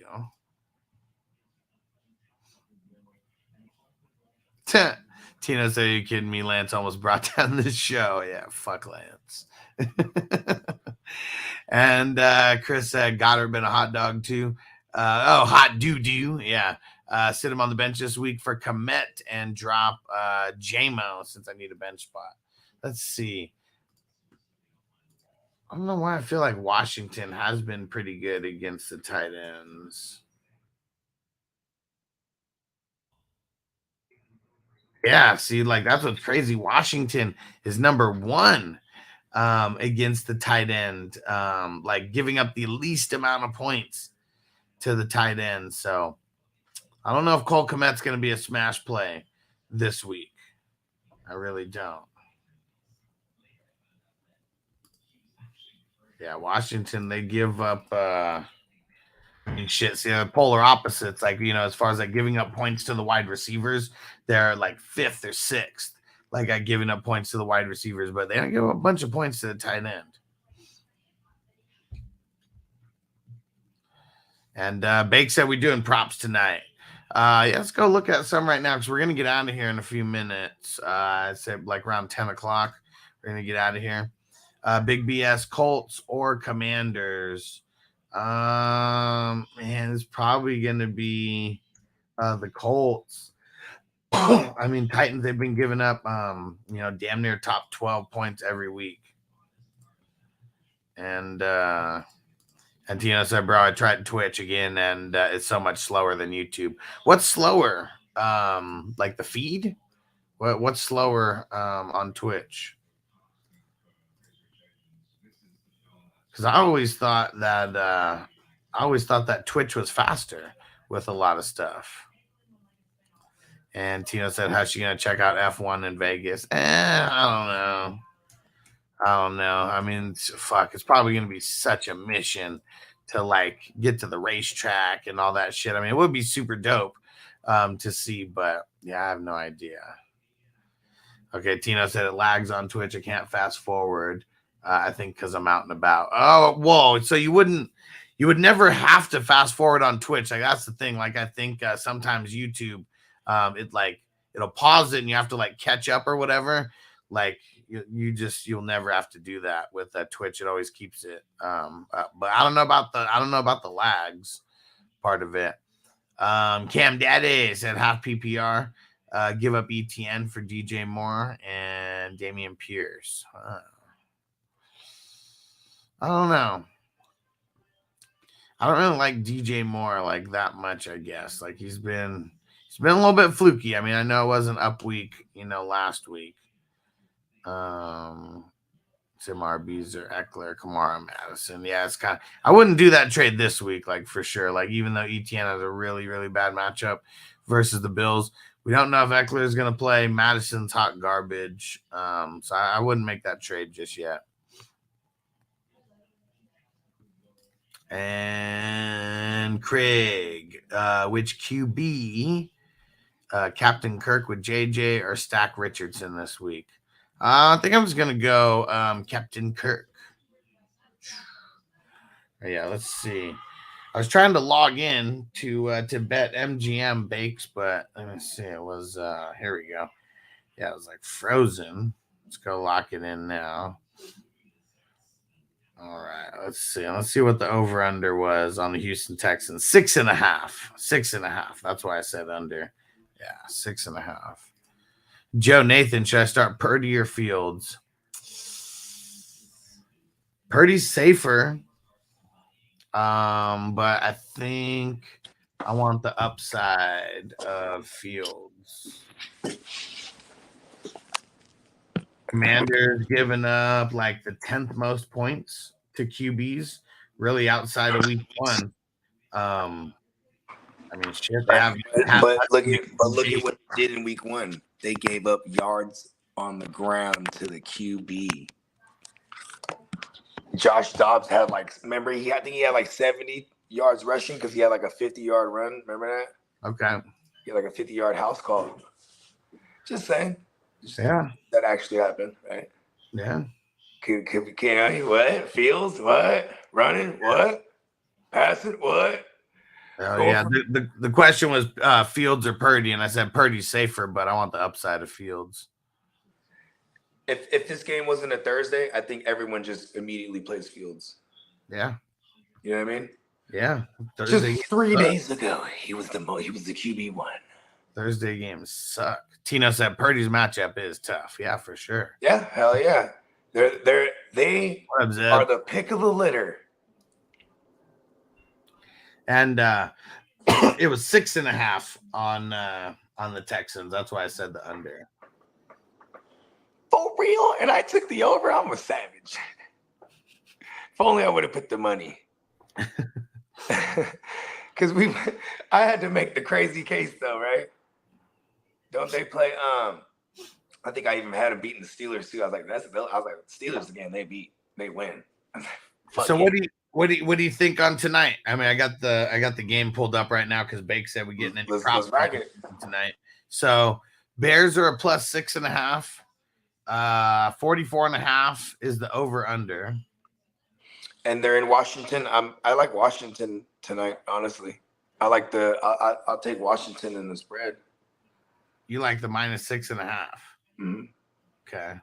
I just feel like they're always doing something that like lets the teams back in the games. I mean, if they are winning. We can go money line. And what do you think about the over under at the 44.5? I mean, because what's that? 22, 23. I like the under just based on the Thursday. They're going to run a lot. Both teams. Chicago's going to, we've got B-Rob the Mob. Chicago's, they're not the greatest run defense at all. They made Rachaad White look good. That's what when people ask me about Rachaad White. Nah, he's playing Chicago. Oh no. So I mean that's yeah. Because outside of the Bills game, I mean the Commandos. I mean they've scored. I mean 30 points twice, 20, and they scored 20, and then I mean they got their shit pushed in against the Bills when they only scored 3. Mm-hmm.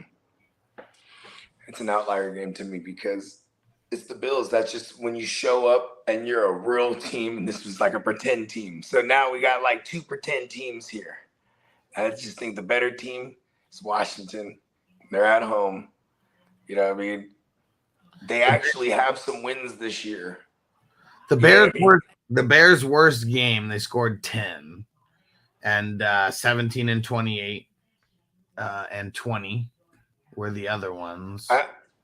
I think I like the way they match up on the outsides with the receivers. That's why I've been okay, kind of like curving DJ Moore. Does DJ Moore have a bad game? I mean, he probably has a decent game. You know what I'm saying? But like, I'm saying that their outside corners aren't like terrible. You know what I mean? I mean, like they just limited Devontae Smith, right? Yeah. It didn't limit AJ, you know, and one of them was a big one, like that kind of, you know, was like, I think, what did AJ have, like a big 50-yarder? Yeah, it was a deep one. Yeah. And then, you know, so they're decent. They're just young. So. And that pass rush, you know, it's going to have Fields running all over the place too. So not only with the running backs, you know, I feel Fields is going to run. So it just all gives me the under narrative. You know what I mean? Man. And I like Washington at home. Man. I like Washington for the money line. Guess it's like, I don't know, kind of feeling the over. What if we bought points and it got down to like 22? I mean, not 22, 42 and a half. And then we look at let me see. Washington's a way better defense than the Broncos, but yeah, they're giving up the 10th most. So that's still not the greatest at all. They do have crazy pass rush. So if we buy some points here, I mean, it's not getting too crazy. It's literally just like a 1.25 is like, you know, times 1.25 is what we'd be doing. So not even a double or nothing like that. But if we do over at 42 and a half, and then the Commanders spread 4.5.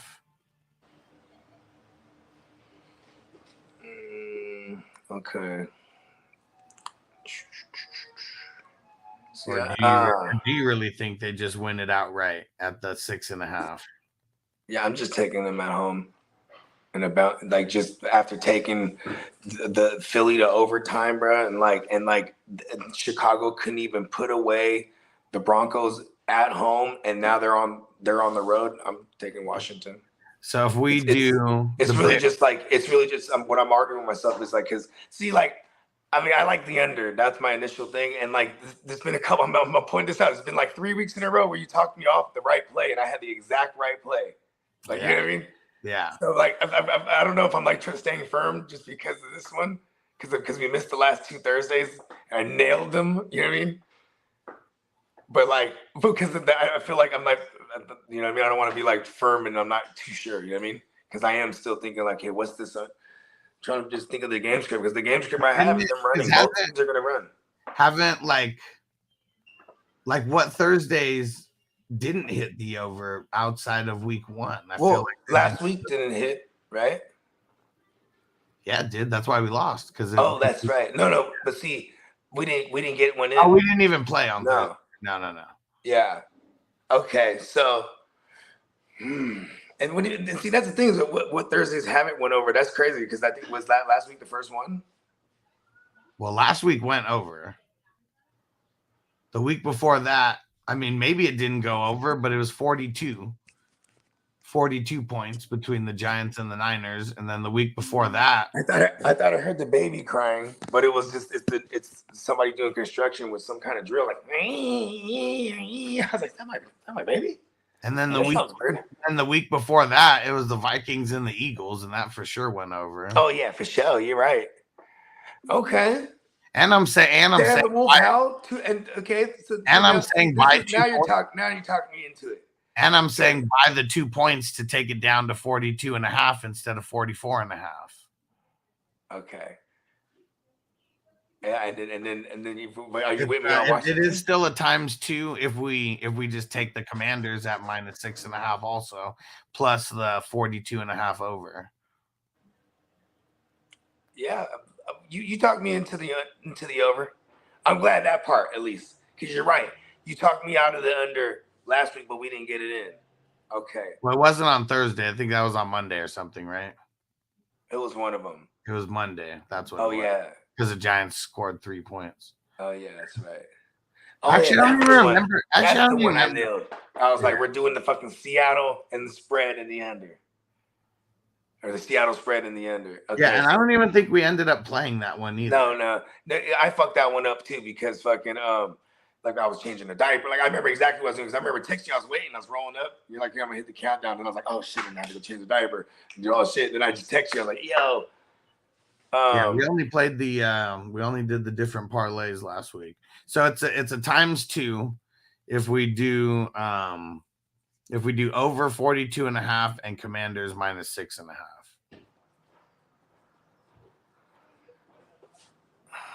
And the money line you said is it's only like a 1 1/4. Yeah. Well, I didn't even put it with the money line. I mean, I could check. Now you got me convinced too, though, right? Because it's like, okay, it is like bottom 3 defense, Chicago, 10th worst, Washington. Why shouldn't this run up? But it's just like, I'm just saying, because they're gonna run a lot. But it doesn't mean like they can't pound these things in and score. You know what I mean? Yeah, I mean, my initial thought was the over and the. I'm with that. Listen, I'm down to go over with the money line. Washington. What's that? Let's see what that is. Without buying like nothing. I feel like Washington could beat them by a touchdown too. That's why that spread initially jumped at me when I was looking at it. So you said without buying any points, so just at the 44.5 over. Mm-hmm. It's a 1.3. Okay, so I don't even like that much either. Then. Yeah. Rather buy the points. It's because the Commanders are they're -275. Yeah. Okay. That's what's tough. Yeah, I mean they are at home. What are they giving them at home? 6 points? 6.5. I feel like we could cover that. You know what though? I'm with you. Let's do what you're talking about. Fuck it. So you get. Here's another option. I almost don't even want to bet this right now. To be honest with you, put some more thought into it. Well, this is when we got the time to put thought into it. I mean, I don't know. I mean, things have been happening on Thursday that keep us busy. So here's another option. This one's a ×2. The 44.5 over and buying a point on the Bears and taking it up to 7.5 plus 7.5. And that still gives us a whole touchdown to play with, even if because there's a world that we live in where, I mean, the Bears come out and scored 2 touchdowns to start this game, and Washington's like losing like 14-0. Or they're just playing like this slow, methodical game on the ground, like, you know what I mean? And they could still come back like they did, and that's why I like the over. You know, especially if they started off with Chicago like scoring right away. I don't know. Chicago couldn't put away the Broncos at home. Yeah. Well, yeah, but what was the difference in the points, though? 3 points. Yeah, that game ran it up. Yeah. So that's why, like, you know what I mean? You kind of got me off the whole under thing. Because they can still run and still pound it in. You know what I mean? That still doesn't mean they're not going to score if they're running the ball all the time. You know what I mean? Yeah, I mean, they have got the shit beat out of them. And so we need like a 24-4. What do we think we see? Do we see fields of week 4 or fields of every other week? You know, because if it's every other week, they probably are going to lose by like double-digit points. I mean, we need like a 24-21 type of, you know, 23 to 20. What are we buying it down to? 42? Yeah, we can. That was so if we did. Oh, what was it at? You said it was at 44? 44.5, yeah. That's a lot of points. Let's see. We could buy the Commandos points instead of the 44.5, take it down to -4.5, and it's still a 2 times. But then see, that's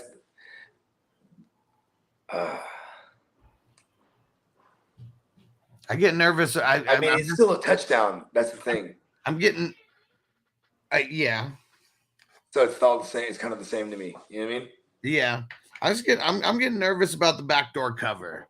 So I don't know. We've seen a tale of two Washingtons, and like even if they're up, like we can put a pin in this. We don't have to necessarily bet this while we're online too. Like, you know what I mean?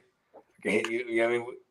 I can hit you after this, or you know what I mean? We could put it in now if you're feeling strong about it. Because if you're strong about it, then we put it in. You know what I mean? I don't argue. I won't argue if someone feels strong about it. You know what I mean? Well, I mean, like, I think the one thing was last week I was strong about the Detroit Thursday night game, which is Detroit winning. Yeah. And then them being able to run all over them and this, that, and the third.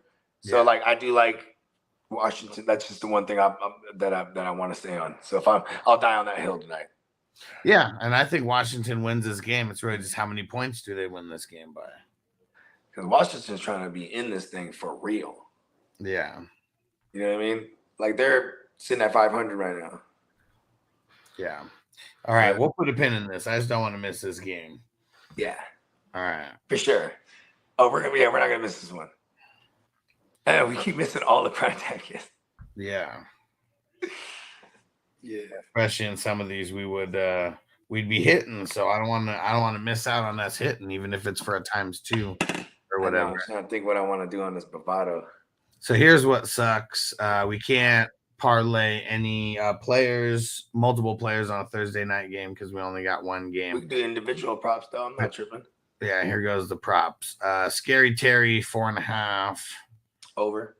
DJ Moore 3.5. Over. Logan Thomas yards, Dotson yards, McLaurin yards, Mooney yards. What's the McLaurin yards? 59.5. Let's go over. I like that. I like those three right there. I like the McLaurin joints, the DJ Moore. It's funny how they keep giving him 3.5. Like he's a lock for 4. I feel like he's a lock for 4. They better not got that shit about. God fucking damn it. So let's see. When someone asked us about DJ Moore earlier, when I said he's a lock for 4 receptions, I think I even said 5 because that's basically been his floor. So I think I got like 23 bucks in the chamber with you. Pretty much if we did these three, pretty much for every dollar that we're throwing down, we get 2 back. I'll throw like 5 on each of them. Well, let's see. Let's see how much everyone has in the tank right now. I think I got like 23 bucks in the tank. Yeah. So this would affect Crispy. This is who it would affect. Crispy will replenish more tokens. Yeah, he will.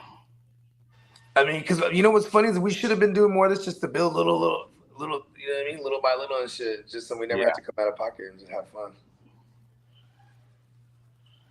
Feed my little gambling itch.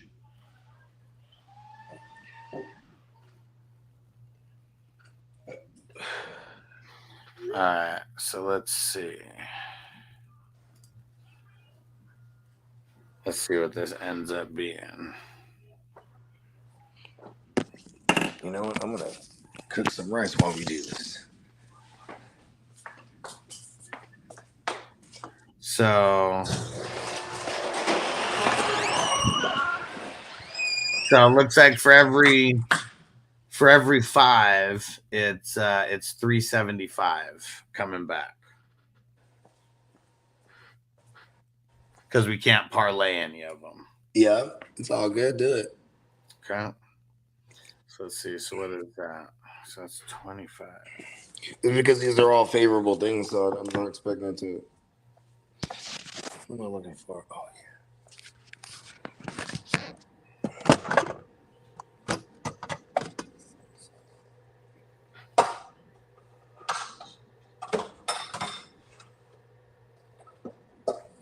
Oh, man. There we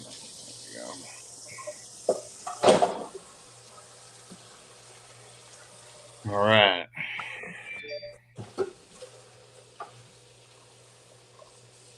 And I don't know, even if that's all we do right there. Yeah. What was the Bree Rob prop Pop's talking about. Let's go see.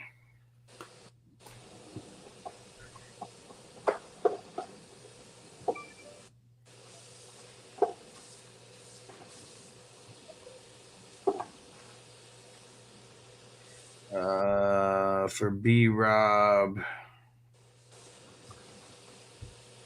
63.5. I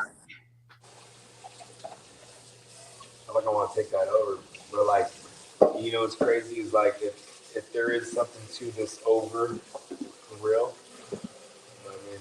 Yeah, it might be more on the receiving side than Bijan rushing all the time. It's because What if he gets a shitload of receiving yards out of the backfield? He's kind of been averaging 70 yards. Yeah.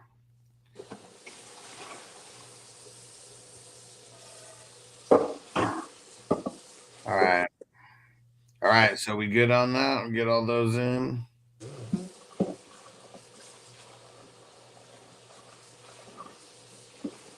we better not see no heavy dose of Antonio Gibson all of a sudden really hot as a fuck. All right. So let me see.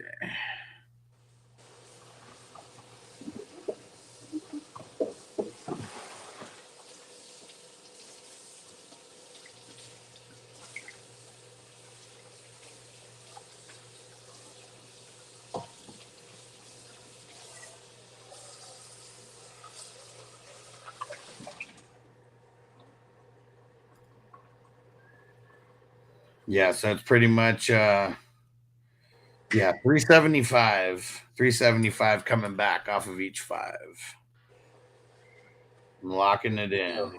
So this is Terry McLaurin over 59.5 yards. Terry McLaurin over 4.5 receptions, and DJ Moore over 3.5 receptions. Lock it in. Yeah, listen. All right.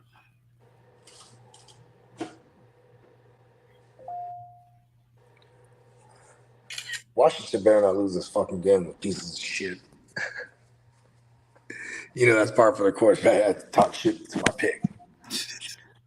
You know what I'm saying? All right. There we go. Let's see.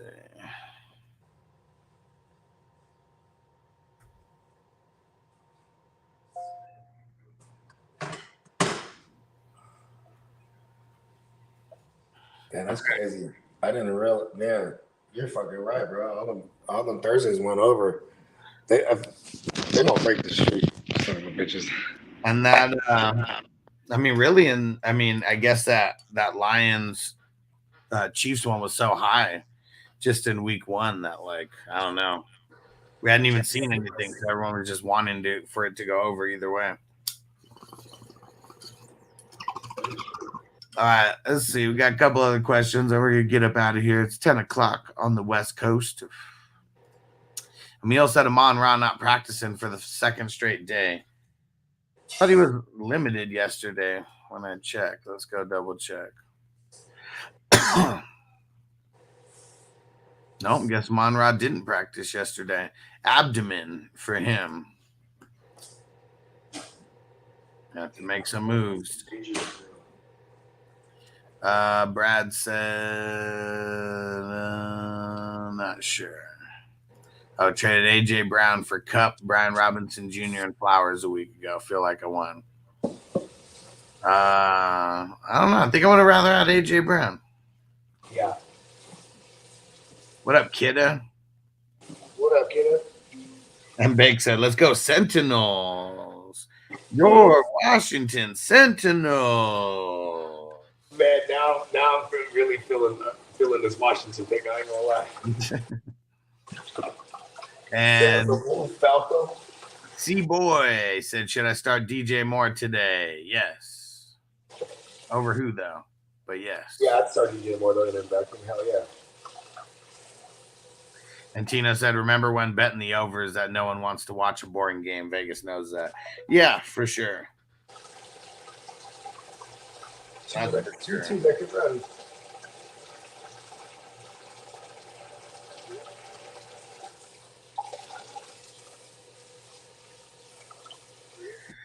All right. And hey, shout out to Superior. What up? Said, am I crazy for wanting to start Sam Howell over Fields tonight? I think it's a little bit of yes that you are crazy, but I feel like the Wolf brings a safer floor tonight. Who's he playing? The Wolf or who?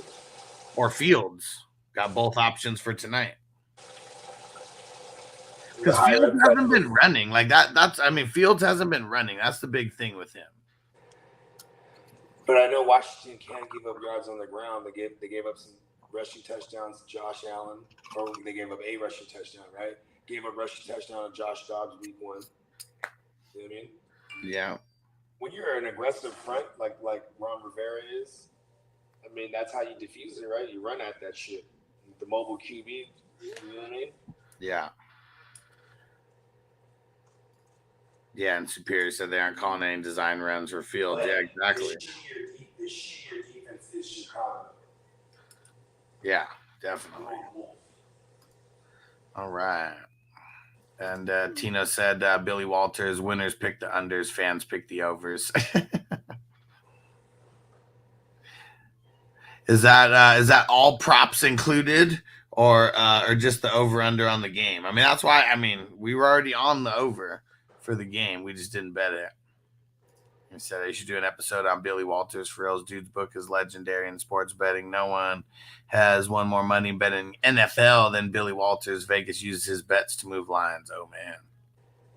And where can we find all the Billy Walters stuff? Someone give me Billy Walters on the phone right now. Uh-oh. Jimmy G. Still in concussion protocol. But they said he's in the final stages. And Devontae Adams will not practice today. Oh, man. With the shoulder. It's the Wednesday. Yeah, I was thinking they play Monday, so Devontae's not missing this game against his former team. Yeah. And C-Boy said also just traded Kelsey and Flowers for Olave and Laporta. My wide receivers are Waddle and Debo. Man. I don't like that. Yeah, so you might not have been following us for too long, but pretty much our number one rule on this show is do not trade away Travis Kelce. And the number 2 rule on the show is if you don't have Travis Kelce every single day, you go try to trade for him. Yeah, you already had him. Yeah. I don't like it.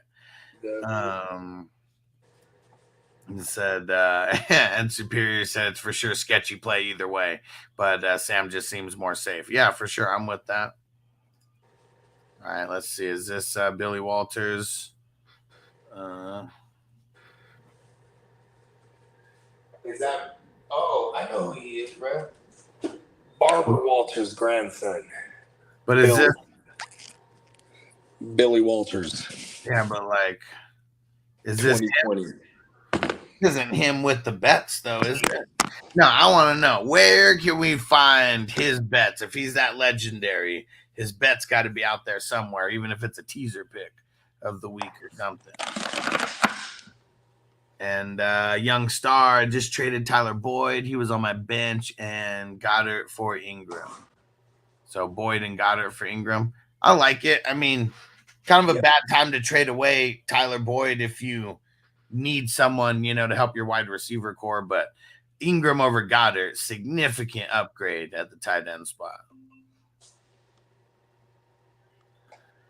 Let's see. And C-Boy said, I did the trade because in that league I'm 0-4. Felt like I needed to change something. Man, you know what's crazy? I've heard so many people say I made this trade because I feel like I needed to trade something. I seek those people out. Yeah, because you don't want to trade away your best players for no real increase. You treated Travis Kelce like he was just anybody, any other player in the league right there. And he's such a positional advantage. And who was about to make a foolish trade yesterday? It was Song. But luckily Song, he's a part of the 420 crew. And, he's on the level where, he can just message me whenever. And Yeah, I saved him for making a really bad emotional trade. What was it? I can't even remember, but it was. You're good because you didn't want to, that would have been intel for me that you might. No, it's not even on his. No, it's in his home league. So it's not okay. even in any of the hustler leagues. But no, he's 0 and 0. Huh? Was that greasy? He's 0 and 4 or 1 and 3 or like something like that.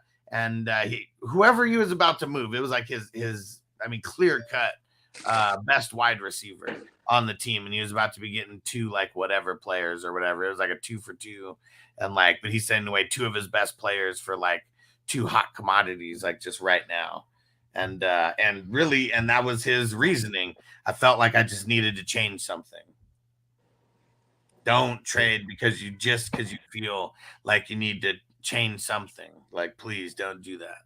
Sometimes you feel like a nut, right? Sometimes you don't. Sometimes you don't.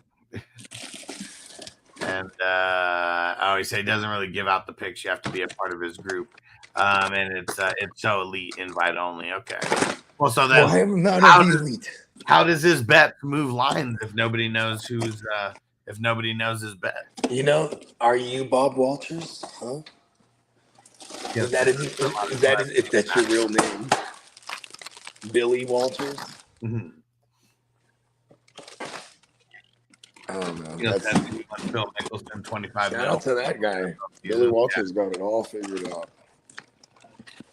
Fake said, as Puka, J-Mo, and Derrick Henry too much for Justin Jefferson? I don't think you'd be able to get Justin Jefferson for any less than that. So, I don't know. I mean, you want Jefferson, especially if we're talking dynasty. I mean, you're going to have to spend it. And even then, like, to get Justin Jefferson for that seems like a hell of a steal.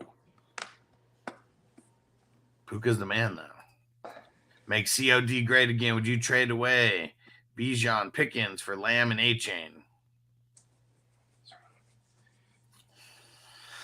I don't know. I'm just gonna stay consistent to my no to wide receiver, running back for wide receiver, running back. I do like the Lamb and A-Chain side, but I really don't moving up Bijan. Like, I'm willing to do that type of deals, but it's like, okay, which one do you think is the better side in your opinion? Yeah. Like right? Because then that better side should have been asking for one more piece, like a 2 for 3. You know what I mean? That's always how I feel. Like, if I feel like I have the best player in the deal, I want to demand more. But who do you think is the best player in that deal? That's like pretty much even in the vacuum. I like the upside of CeeDee Lamb. Obviously, he could be a top 10 finisher. Is he pacing that way? Not really right now, but I mean, there's a clear path to it. And then, like, Bijan, he could be a top 5 guy, but it's like, what is a top 5 in a shitty running back landscape? It's pretty easy right now. You know what I mean? And Tino said, because his group bets hundreds of millions on Sunday, they move lines. But is this like, isn't that kind of information? Like, can't you see like where the sharks are and where the fish are as far as like the bets? I'm not paying for any of those services, but aren't services like that available? I told you that guy Billy Walters got it all figured out, bro. Barbara Walters' grandson.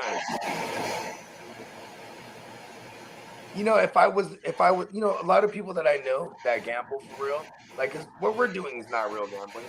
People that gamble for real, bro, that's like a side job for them. You know what I mean? They're making racks every other day. You know what I mean? Yeah. Racks. Yeah, being a professional gambler is not easy. Yeah, like this like my man's in them, they're going crazy in baseball. You know what I mean? Yeah. I don't know shit. And then but they always share the tickets just if you want to tell. And then, like, you know what I mean? Like, he was like screaming Twins yesterday. I don't know what the spread was, but he was all on it. Yeah. And I'm like, damn. And then like showing the ticket, like, you know, he put some nice money down on it. And then, you know, he's off to the next game, and, you know, he's hitting 2-3 games a day, and he's like, he's feeling good. You know what I mean? Yeah. And I just don't have money to play around like that right now, even though it's like, it's always in hindsight, like, man, should have tailed this crazy ass. Because I also see him put the tickets up and be like, look at this. And it'll be like a super heartbreaker, like 6 out of 7 parlay. But it's all these different sports. And I'm like, hey, you're crazy. You know what I mean? Like, okay, look at this. He comes out. This was crazy. It's my man Calvin. because he's the whiz with this baseball shit right now. But like on Monday, he goes, I like the Giants. I go, I don't. Yeah, I'm like, I like Seattle. I have a whole spiel. Seattle and the spread and take the under. Call it a day. You know what I'm saying? And then like after I kind of reiterated, told y'all Seattle, because then a lot of people tail him in there.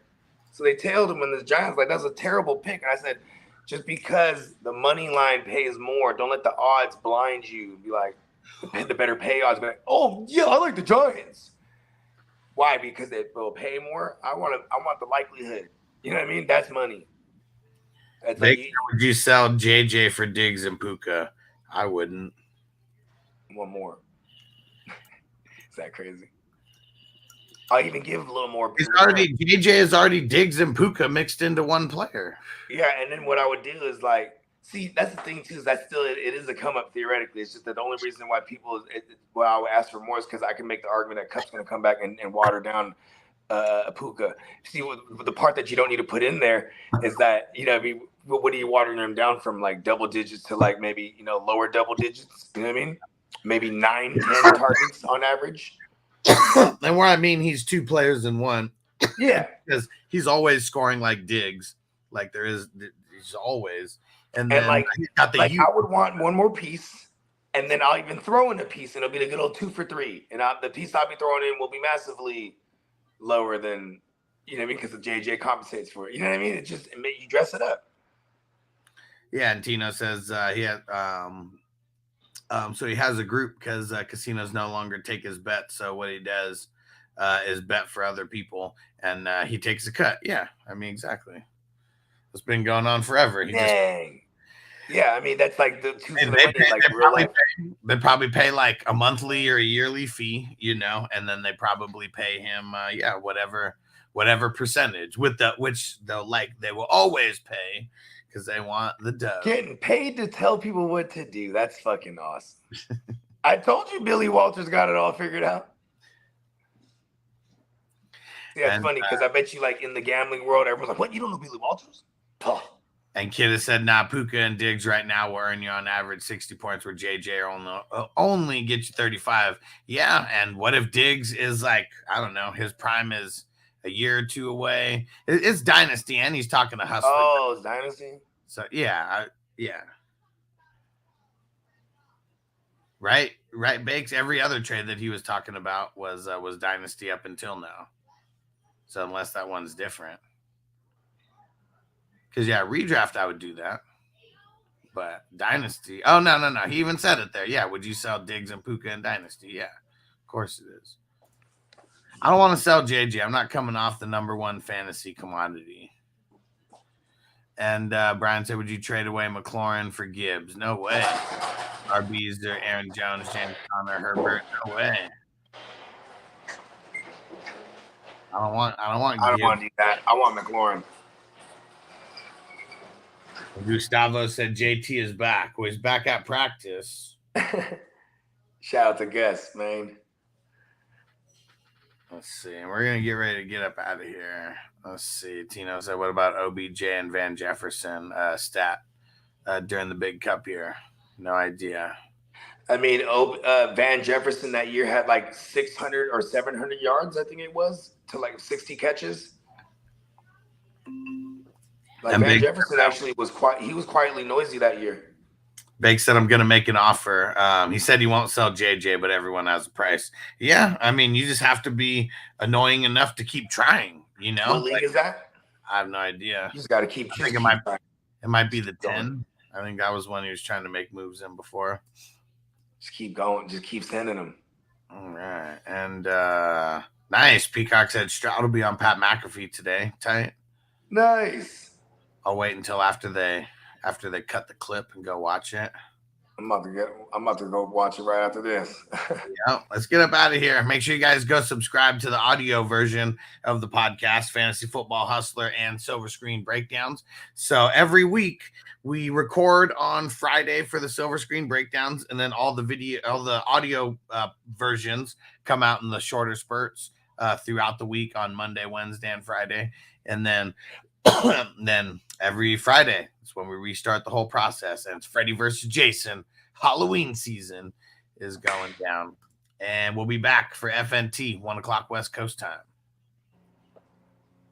Send us on home, Bogey. Big bong. Defense on me. I don't want them to gain another yard. You blitz all night. If they cross the line of scrimmage, I'm going to take every last one of you out. You make sure they remember forever the night they played the Titans.